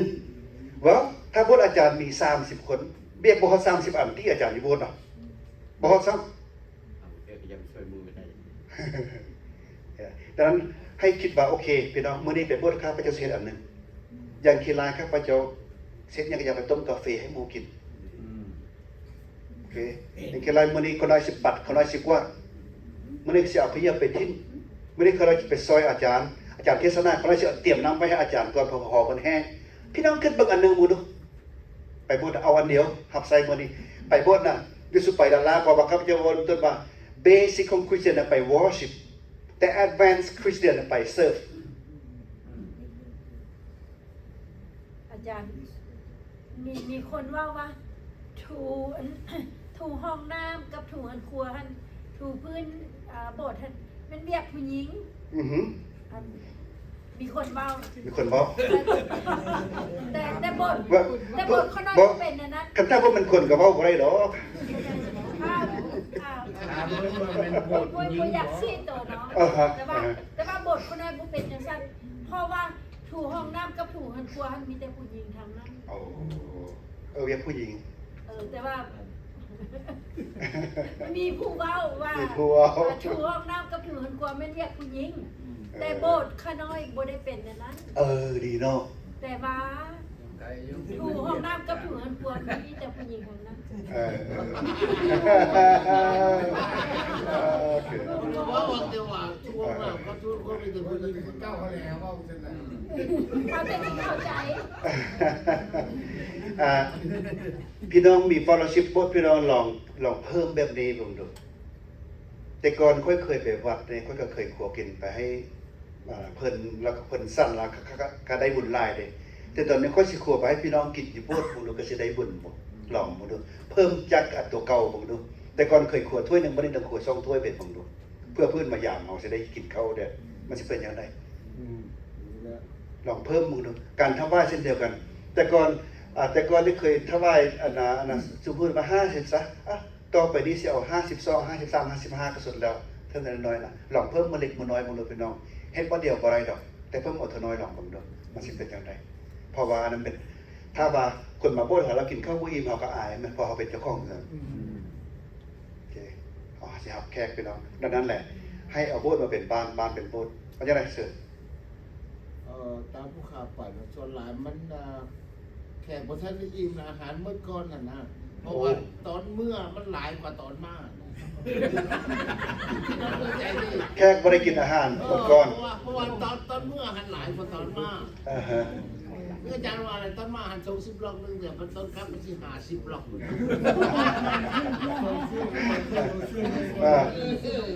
อาจารย์บ่รู้ว่าให้พวกเขาได้พวกทานบุยบอลกินบ่อยู่บ้านอยู่เฮือนน่ะให้นะบดเขาสิทำประโยชน์น่าอายแท้ว่าจังได๋ก่อนบทขน้อยสิเซาซื้อบล็อกทูโก้แล้วบัดนี้เป็นยังทำมันเลือกโอเคถ้าอาหารเลือกก่อนเอาแบบแปลงกินทั้งหมดบ่ให้ที่ถูกต้องแต่ว่าสิเอาก่อนเดี๋ยวนี้คนเฮาส่วนหลายก็ขี้คร้านไปเอาหลายเทื่อว่าซั่นเด้เอาตัวเดียวให้มันแล้วเต็มบ่ได้หรือว่าเอาไป2-3อันเอาไปให้ลูกไปให้หลานไปให้เมียเพื่อให้พวกเตรียมไว้น่ะบ่สมควรจะเฮ็ดพี่น้องเลี้ยวเบิ่งแดพื้นมาน้ำลังก็จะสิได้กินบ่ส่วนกันนั่นน่ะแต่เฮาบ่อยากตักให้มันน่าอายหมู่เนาะแกอันนั้นน่ะอุ้ยไปบ่เรื่องจะได้ของอย่างนี้น่ะ บัดนี้อยากให้พี่น้องฮู้จักคนคว้าของพระราชทานตนเองพี่น้องฮู้ว่าพี่น้องมีหยังว่าที่พระเจ้าประทานให้พี่น้องได้รับใส่เรียบโบสถ์เพราะทุกคนที่พระเจ้าให้หั่นน่ะเพื่อมาประกอบส่วนซึ่งกันและกันเพื่อให้โบสถ์เจริญขึ้นแต่ถ้าเฮาบ่ใส่ของพระราชทานเฮามันก็ค้างในพี่น้องอันนี้ข้อพระคัมภีร์ได้ว่าใส่ของพระราชทานที่เฮาเว้ากันมาบางทีพี่น้องฮ้องเพลงเป็นแต่อยากไปลำซ้ำบ่ถึกใดผู้ลำเป็นไปอยากไปร้องเพลงก็บ่ถึกใดพี่น้องเคยเห็นของเล่นเด็กน้อยบ่เป็นหูเป็นรูปดาวได้สี่เหลี่ยมได้สามเหลี่ยมนะเคยเห็นของเล่นเด็กน้อยบ่ลองเอาตัวรูปดาวมายัดสามเหลี่ยมลองมึงดังนั้นบางพวกเฮาก็ฟื้น สิ่งที่พระเจ้าประทานให้โอเคพระเจ้าให้อะไรให้อันนั้นพระเจ้าให้ข้าพเจ้ามีแหงข้าพเจ้าจะคลีนโบสถ์ขอบคุณพระเจ้าพี่น้องใส่ที่เรามีอยู่นะพระเจ้าเรามีมัดทุกอย่างแต่พี่น้องให้เดี๋ยวนี้ลองคิดดูว่าข้าพเจ้ามีอย่างที่พระเจ้าประทานให้นะให้ใส่สิ่งนั้นให้มันสุดอกสุดใจเราอย่าสุดใส่แบบขี้คร้านมีอยู่ใส่ได้เฮ็ดได้แปะๆบางๆปีกายนี้ข้าพเจ้าเป็นคนมักไปหลังบ้านปลูกต้นมะเขือพี่น้องปลูกแต่ต้นปีฮอดท้ายปีเมื่อท้ายปีแล้วมันยามหน้ามันต้องได้หลดได้เป็นบ่พี่น้องต้องออกมายามประมาณนี้แหละสูงสุดเลยเนี่ยต้นมะเขือนะประมาณนี้เนาะมีมากหน่อยเดี๋ยวนี้น้อยก็เลยจับไปภาพพี่น้องโบสพี่น้องหัวว่าต้นมะเขือตัวนี้นะมะเขือมากมันติดอยู่ได้มันไม่ยังค่อยเป็นจังสิโอเคว่าสรุปแล้วทั้งหมดแล้วไม่กองว่าข้าวเจ้าเห็นแบบต่ำวาดพี่น้องก็จะต่ำวาดบอกต่ำวาดแปลว่ามีต่ำเกิดมีต่ำเกิดบ้านของบางเมื่อนี้ขันท่ามันก็ไปหดน้ำเพราะมันก็บ่หดพี่น้องก็เส้นเดียวกันบางทีพี่น้องทำสักพระเจ้าต่ำวาดเด้อพี่น้องบ่เห็นแผลเห็นลิ้นเห็นหัวเมื่อใดมันก็เห็นประการเราบ่เห็นบ่เอาใจใส่ต้นมะเขือข้าพเจ้าบ่ยันยนบ่เอาใจใส่โบสถ์พี่น้องบ่ยันยนพี่น้องบ่เห็นบ่เอาใจใส่เฮ็ดฟีลิ่งพี่น้องบ่พอเขาบ่เฮ็ดภาคส่วนเขาต้นมะเขือข้าพเจ้าบ่ใหญ่บ่ว่าขี้คร้านหรือหดน้ำมันบางเทื่อฮ้อนพดก็บ่ไปหน้าพดก็บ่ไปนั่นน่ะเพราะเขาขี้คร้านถ้าเอาใจใส่ได้ใส่ปุ๋ยมันเด้หดน้ำมันเด้มันสิบ่งามบ่ชีวิตคริสเตียนนี่บางเทื่อเขาบ่ได้หดน้ำเขาบ่ได้ใส่ปุ๋ยแม่นบ่มาฟังแต่อาจารย์ก็แล้วไปแล้วบ้านอ่านพระคัมภีร์ก็บ่อ่านจักเทื่อมื้ออาทิตย์นั่นน่ะฟังอาจารย์ก็ฟังไปซื่อๆดังนั้นพี่น้องที่รักแพง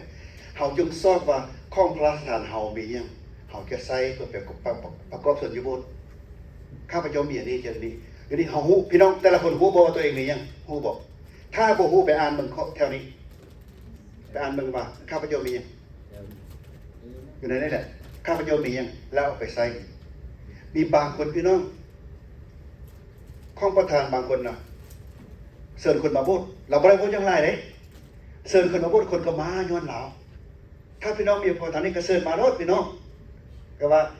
ค่อยบ่ฮู้จักสิเทศค่อยบ่ฮู้จักสอนพระคัมภีร์นี่นะแต่ว่าค่อยฮู้จักเชิญคนมาอันนี้ง่ายบ่ง่ายพี่น้องไปแม่ไปโบสถ์มีอ้ายมีน้องในคนนี้ไปแล้ววันนี้กันเพิ่นถามพูดถามในครูเพิ่นก็มีพระพรเฮามีแบบนี้เฮาให้จังซั่นพี่น้อง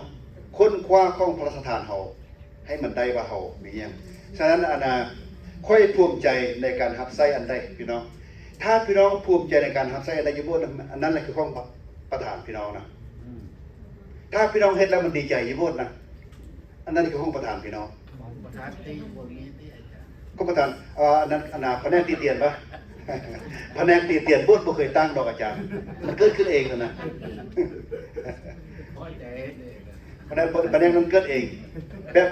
พระเจ้าก็บ่เคยสร้างความชั่วประท้วงชั่วมันเกิดมาเองอาจารย์โอเคฉะนั้นให้เราภูมิใจใกล้จบแล้วพี่น้องฉะนั้นก็คิดว่าค่อยเห็นอย่างใดดีเด้คือค่อยมีแต่เว้าเราก็จะเครียดพี่น้องการเว้าไล่ก็บ่ดีเลยก็จะเครียดซ้ำฉะนั้นมันก็ว่าจงฮู้ว่าเฮาเห็นอย่างใดดีเฮาก็เฮ็ดสิ่งนั้นฉะนั้นโอเคเมื่อค่อยรับใช้แล้วจิตใจของค่อยเป็นแนวใดถ้าว่าหักใส่แล้วใจจมอยู่นะไม่ก็บ่วันก็พอเจ้าแล้วฟื้นใจเฮ็ดการฟื้นใจเฮ็ดนี่พี่น้องมันข่มเหงตัวเองนะแม่นบ่เฮาอย่าสุขข่มเหงตัวเองเนาะพี่น้อง alright ให้พี่น้องไปค้นคว้าเบิ่งว่าข้องพระสถานของค่อยมีจังได๋ถ้านักค่อยเป็นสมาชิกโบสถ์นี่เพื่อจะซอยโบสถ์นี้เจริญขึ้นค่อยจะบ่มาหนักซื่อข้อที่บอกว่าคืออาจารย์อินทวาว่าปัญญากับพระว่านั่งเรือลำเดียวกันนะเรือก็บ่พายแต่ว่าตีนจุ่มเพิ่นว่านะอาจารย์อินทวาเรือบ่พายแต่ตีนจุ่มเพิ่นว่าประมาณนี้เด้ครั้งได้ผู้นี้น่ะแปลว่าหยังน่ะถ้าหน้าที่สิพายเรือช่วยเพิ่นบ่พายบ่แล้ว เพราะปฏิเป็นจุ่มปานน้ำไปนะแข่งบ่ไปตัว ผู้พายกับพาย กูไปดังนั้นแหละเอาไรใกล้จะจบพี่น้องอันที่สุดท้าย working together for mission ซึ่งหมายความว่าพระผู้เป็นเจ้าได้ทรงโพธิประทานให้เฮามี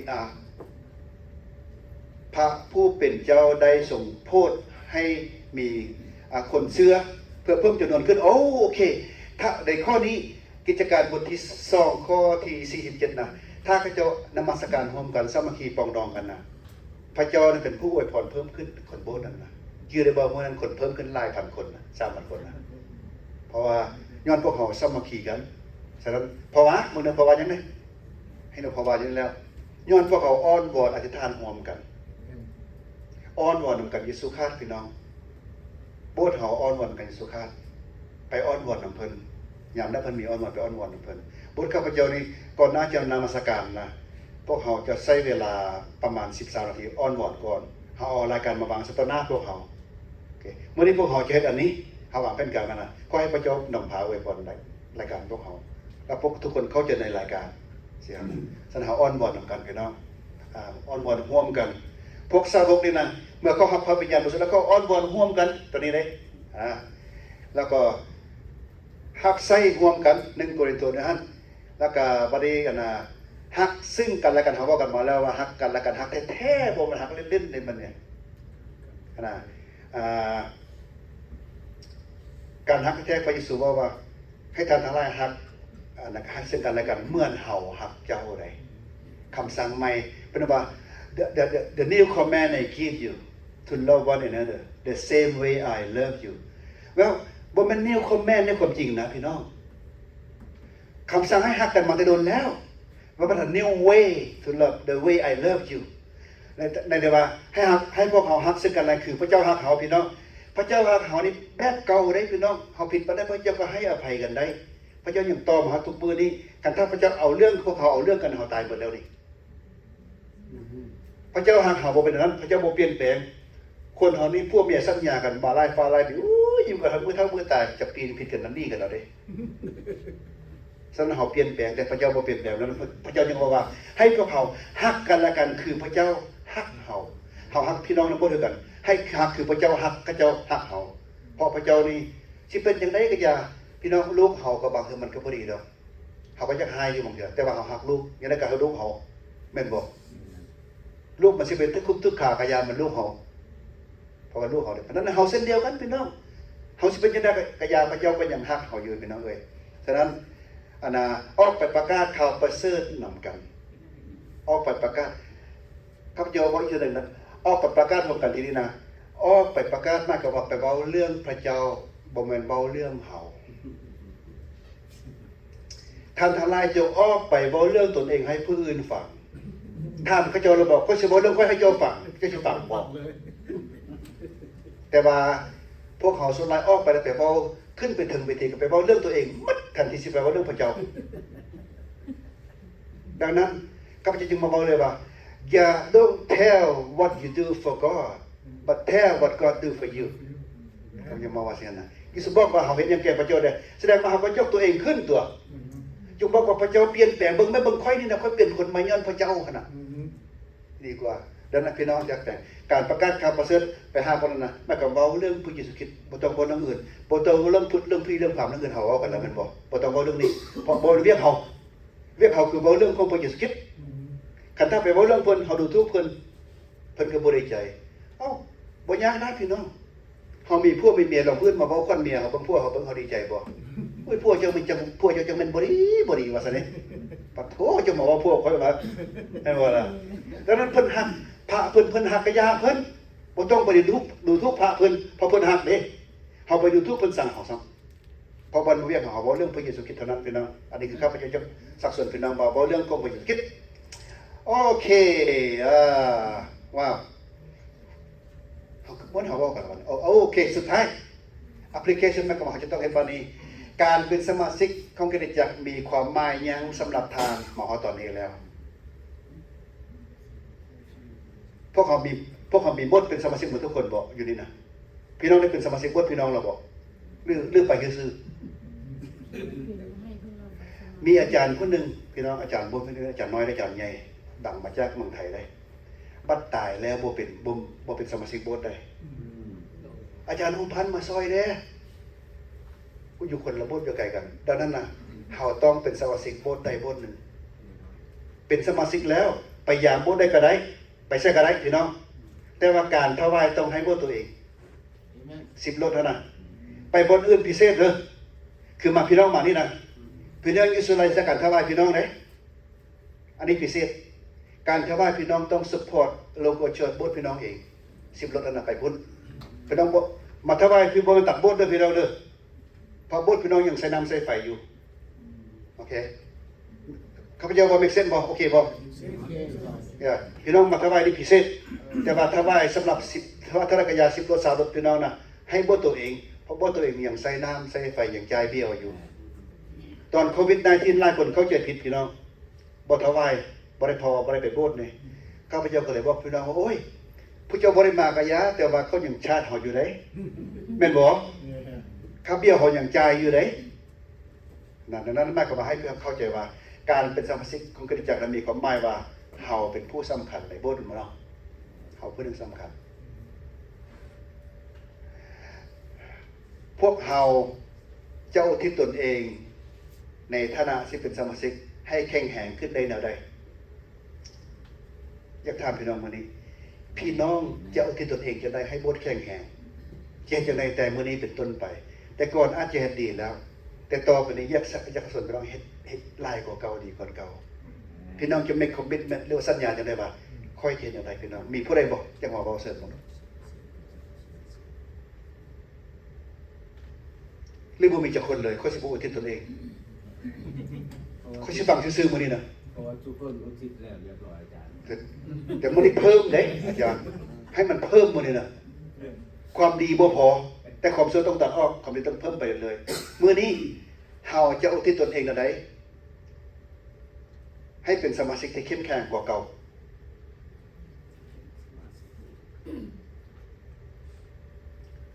อาจารย์พวกเขาเจ้าไปเขียวทรายเขาเจ้าบ่เซาบ่พวกไปอันน่ะไปจิ้มมันนะเขาเจ้าบ่เซาว่าให้เป็นถ้าเขาเจ้าไปจิ้มทุกมื้อเขาเจ้าเซาแล้วเป็นจังได๋ก็พี่น้องนั่งแฮวนั่งแฮวกามบักใหญ่ก็ไม่แฮวลงดังนั้นเฮาสิฝึกไปได้อาจารย์เดี๋ยวนี้เฮาอยู่กำลังฝึกนะเฮาจะให้มันเข้มแข็งขึ้นเพื่อได้ออกความคิดความเห็นบ่ว่าเฮ็ดจังได๋เฮาจึงจะเข้มแข็งกว่าเก่ามื้อนี้ฐานะที่เฮาเป็นสมาชิก Anybody? มีใครบ่เฮาว่าจะได้ก่อนศึกษาพระคัมภีร์ โอเคเดี๋ยวนี้พวกโคจังแก้งพวกเฮาศึกษาหลายพวกแต่เฮ็ดน้อยอยู่เนี่ยแม่นบ่เดี๋ยวนี้นี่หมายความว่าโบสถ์พี่น้องศึกษาพระคัมภีร์อาทิตย์นึงจักเทื่อ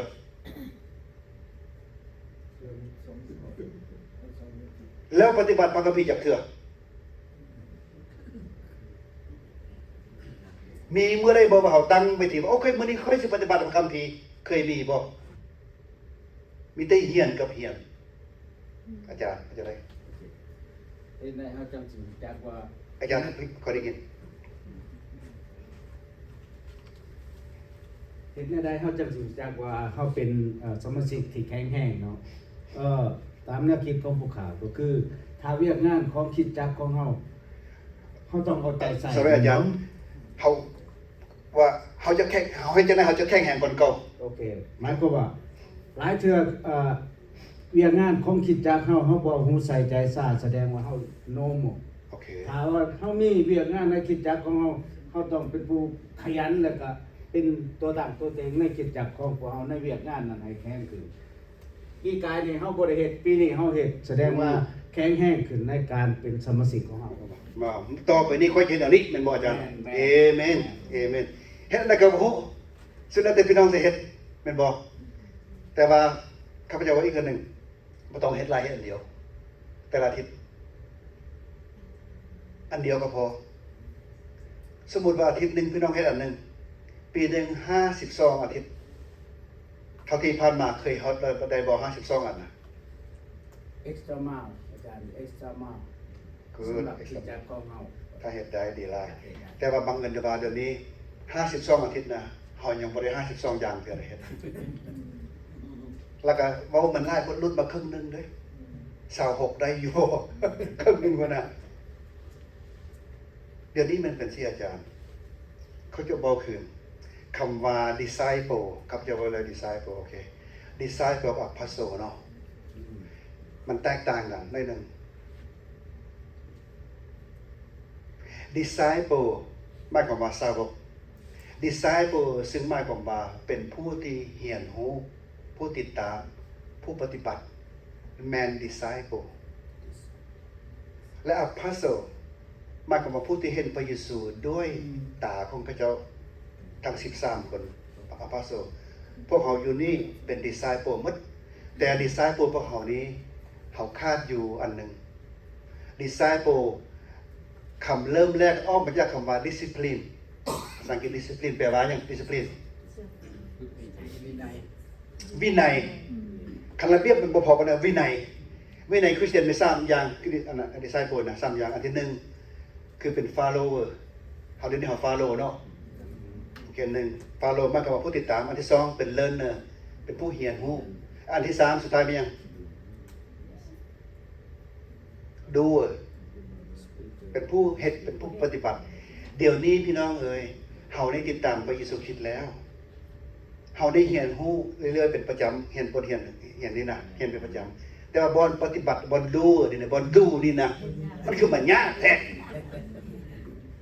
มีไผบ่ฮู้บ่พระคัมภีร์สั่งให้ถวายสุดมีไผในห้องนี้บ่ฮู้แต่เพราะยังมันคือเฮ็ดบ่ได้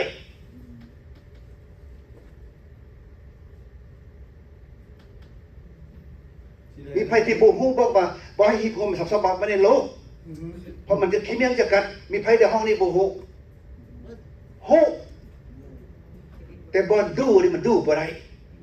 เฮาขาอยู่บอนนี้พี่น้องเฮาก็ขาแล้วเฮาสิส่วนผู้อื่นเฮ็ดนำตัวนี้เนี่ยเบี้ยของเฮานี่นะพี่น้องเขาเจ้าเฮียนแล้วเขาเจ้าติดตามแล้วเบี้ยเฮานี่คือส่วนผู้อื่นเฮ็ดตัวนี้นะพี่น้อง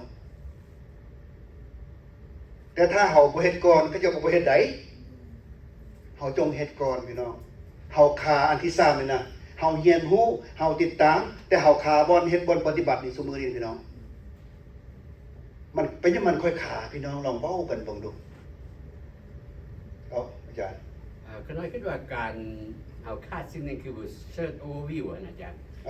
การเบิ่งภาพรวมของคิดจากว่าปีหน้าจะมีโครงการอย่างนั้นนะคือมีโครงการให้มีจุดประสงค์นั้นนะต้องว่าเฮ็ดวิชั่นหมายก็ว่า what we expect from that what we can benefit from that เขารู้ว่าเขาได้เขาต้องสักส่วนให้พี่น้องได้ไปเพราะฉะนั้นเขาก็ต้องสร้างมิชชั่นคือว่าเฮ็ดจังได๋หาจังสิสำเร็จเวียกนั้นสิลงทุนเท่าใดมันเป็นบ้านเก่าที่2แต่อยากมันเริ่มจากเฮาตัวนี้แม่นบ่หาอยากมันเริ่มจากเฮาก่อนเพราะว่าตัวเฮามันยังขาวบ่เฮ็ดบ่ได้เดี๋ยวนี้น่ะถ้าเฮาเฮ็ดบ่ได้เฮาสิหวังให้ผู้อื่นเฮ็ดได้จังได๋ล่ะเอาบ่ได้เฮ็ดบ่ได้แม้แต่ตัวเฮายังเฮ็ดบ่ได้เฮาสิหวังให้ผู้อื่นเฮ็ดบ่ได้น่ะเอา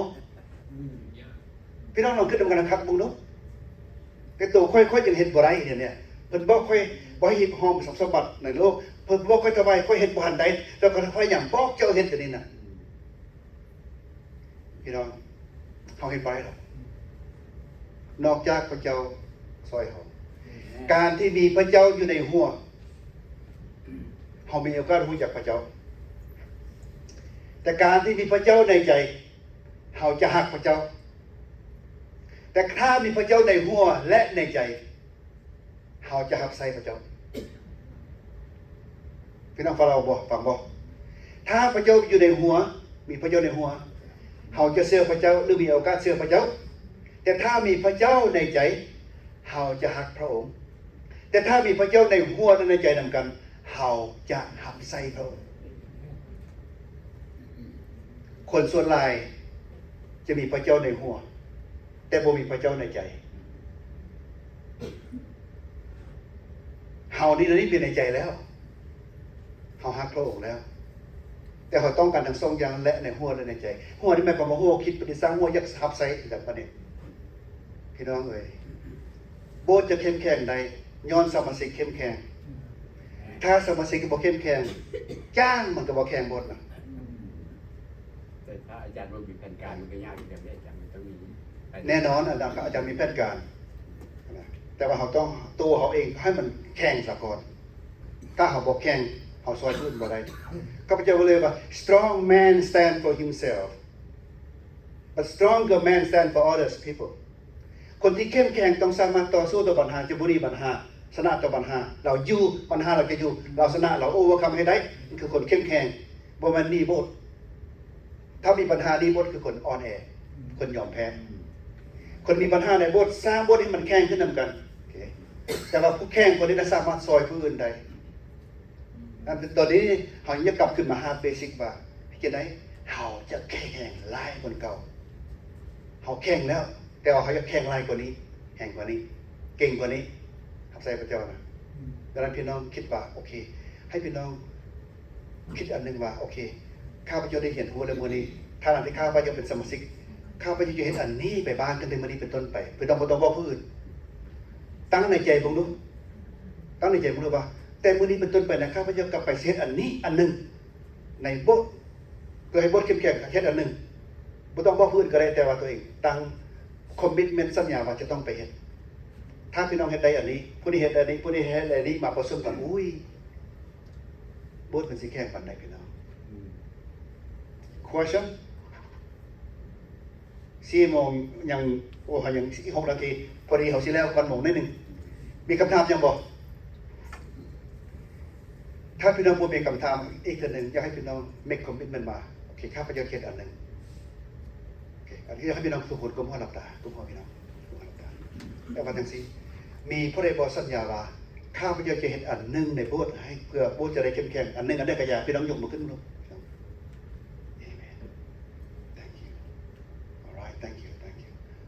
Dr. Henry, I want to ask you to come forward here and pray for these people who make commitment, Dr. Henry. พี่น้องยืนก้มหัวหลับตาอยู่เชื่อให้ Dr. Henry อ่อนๆกับพี่น้อง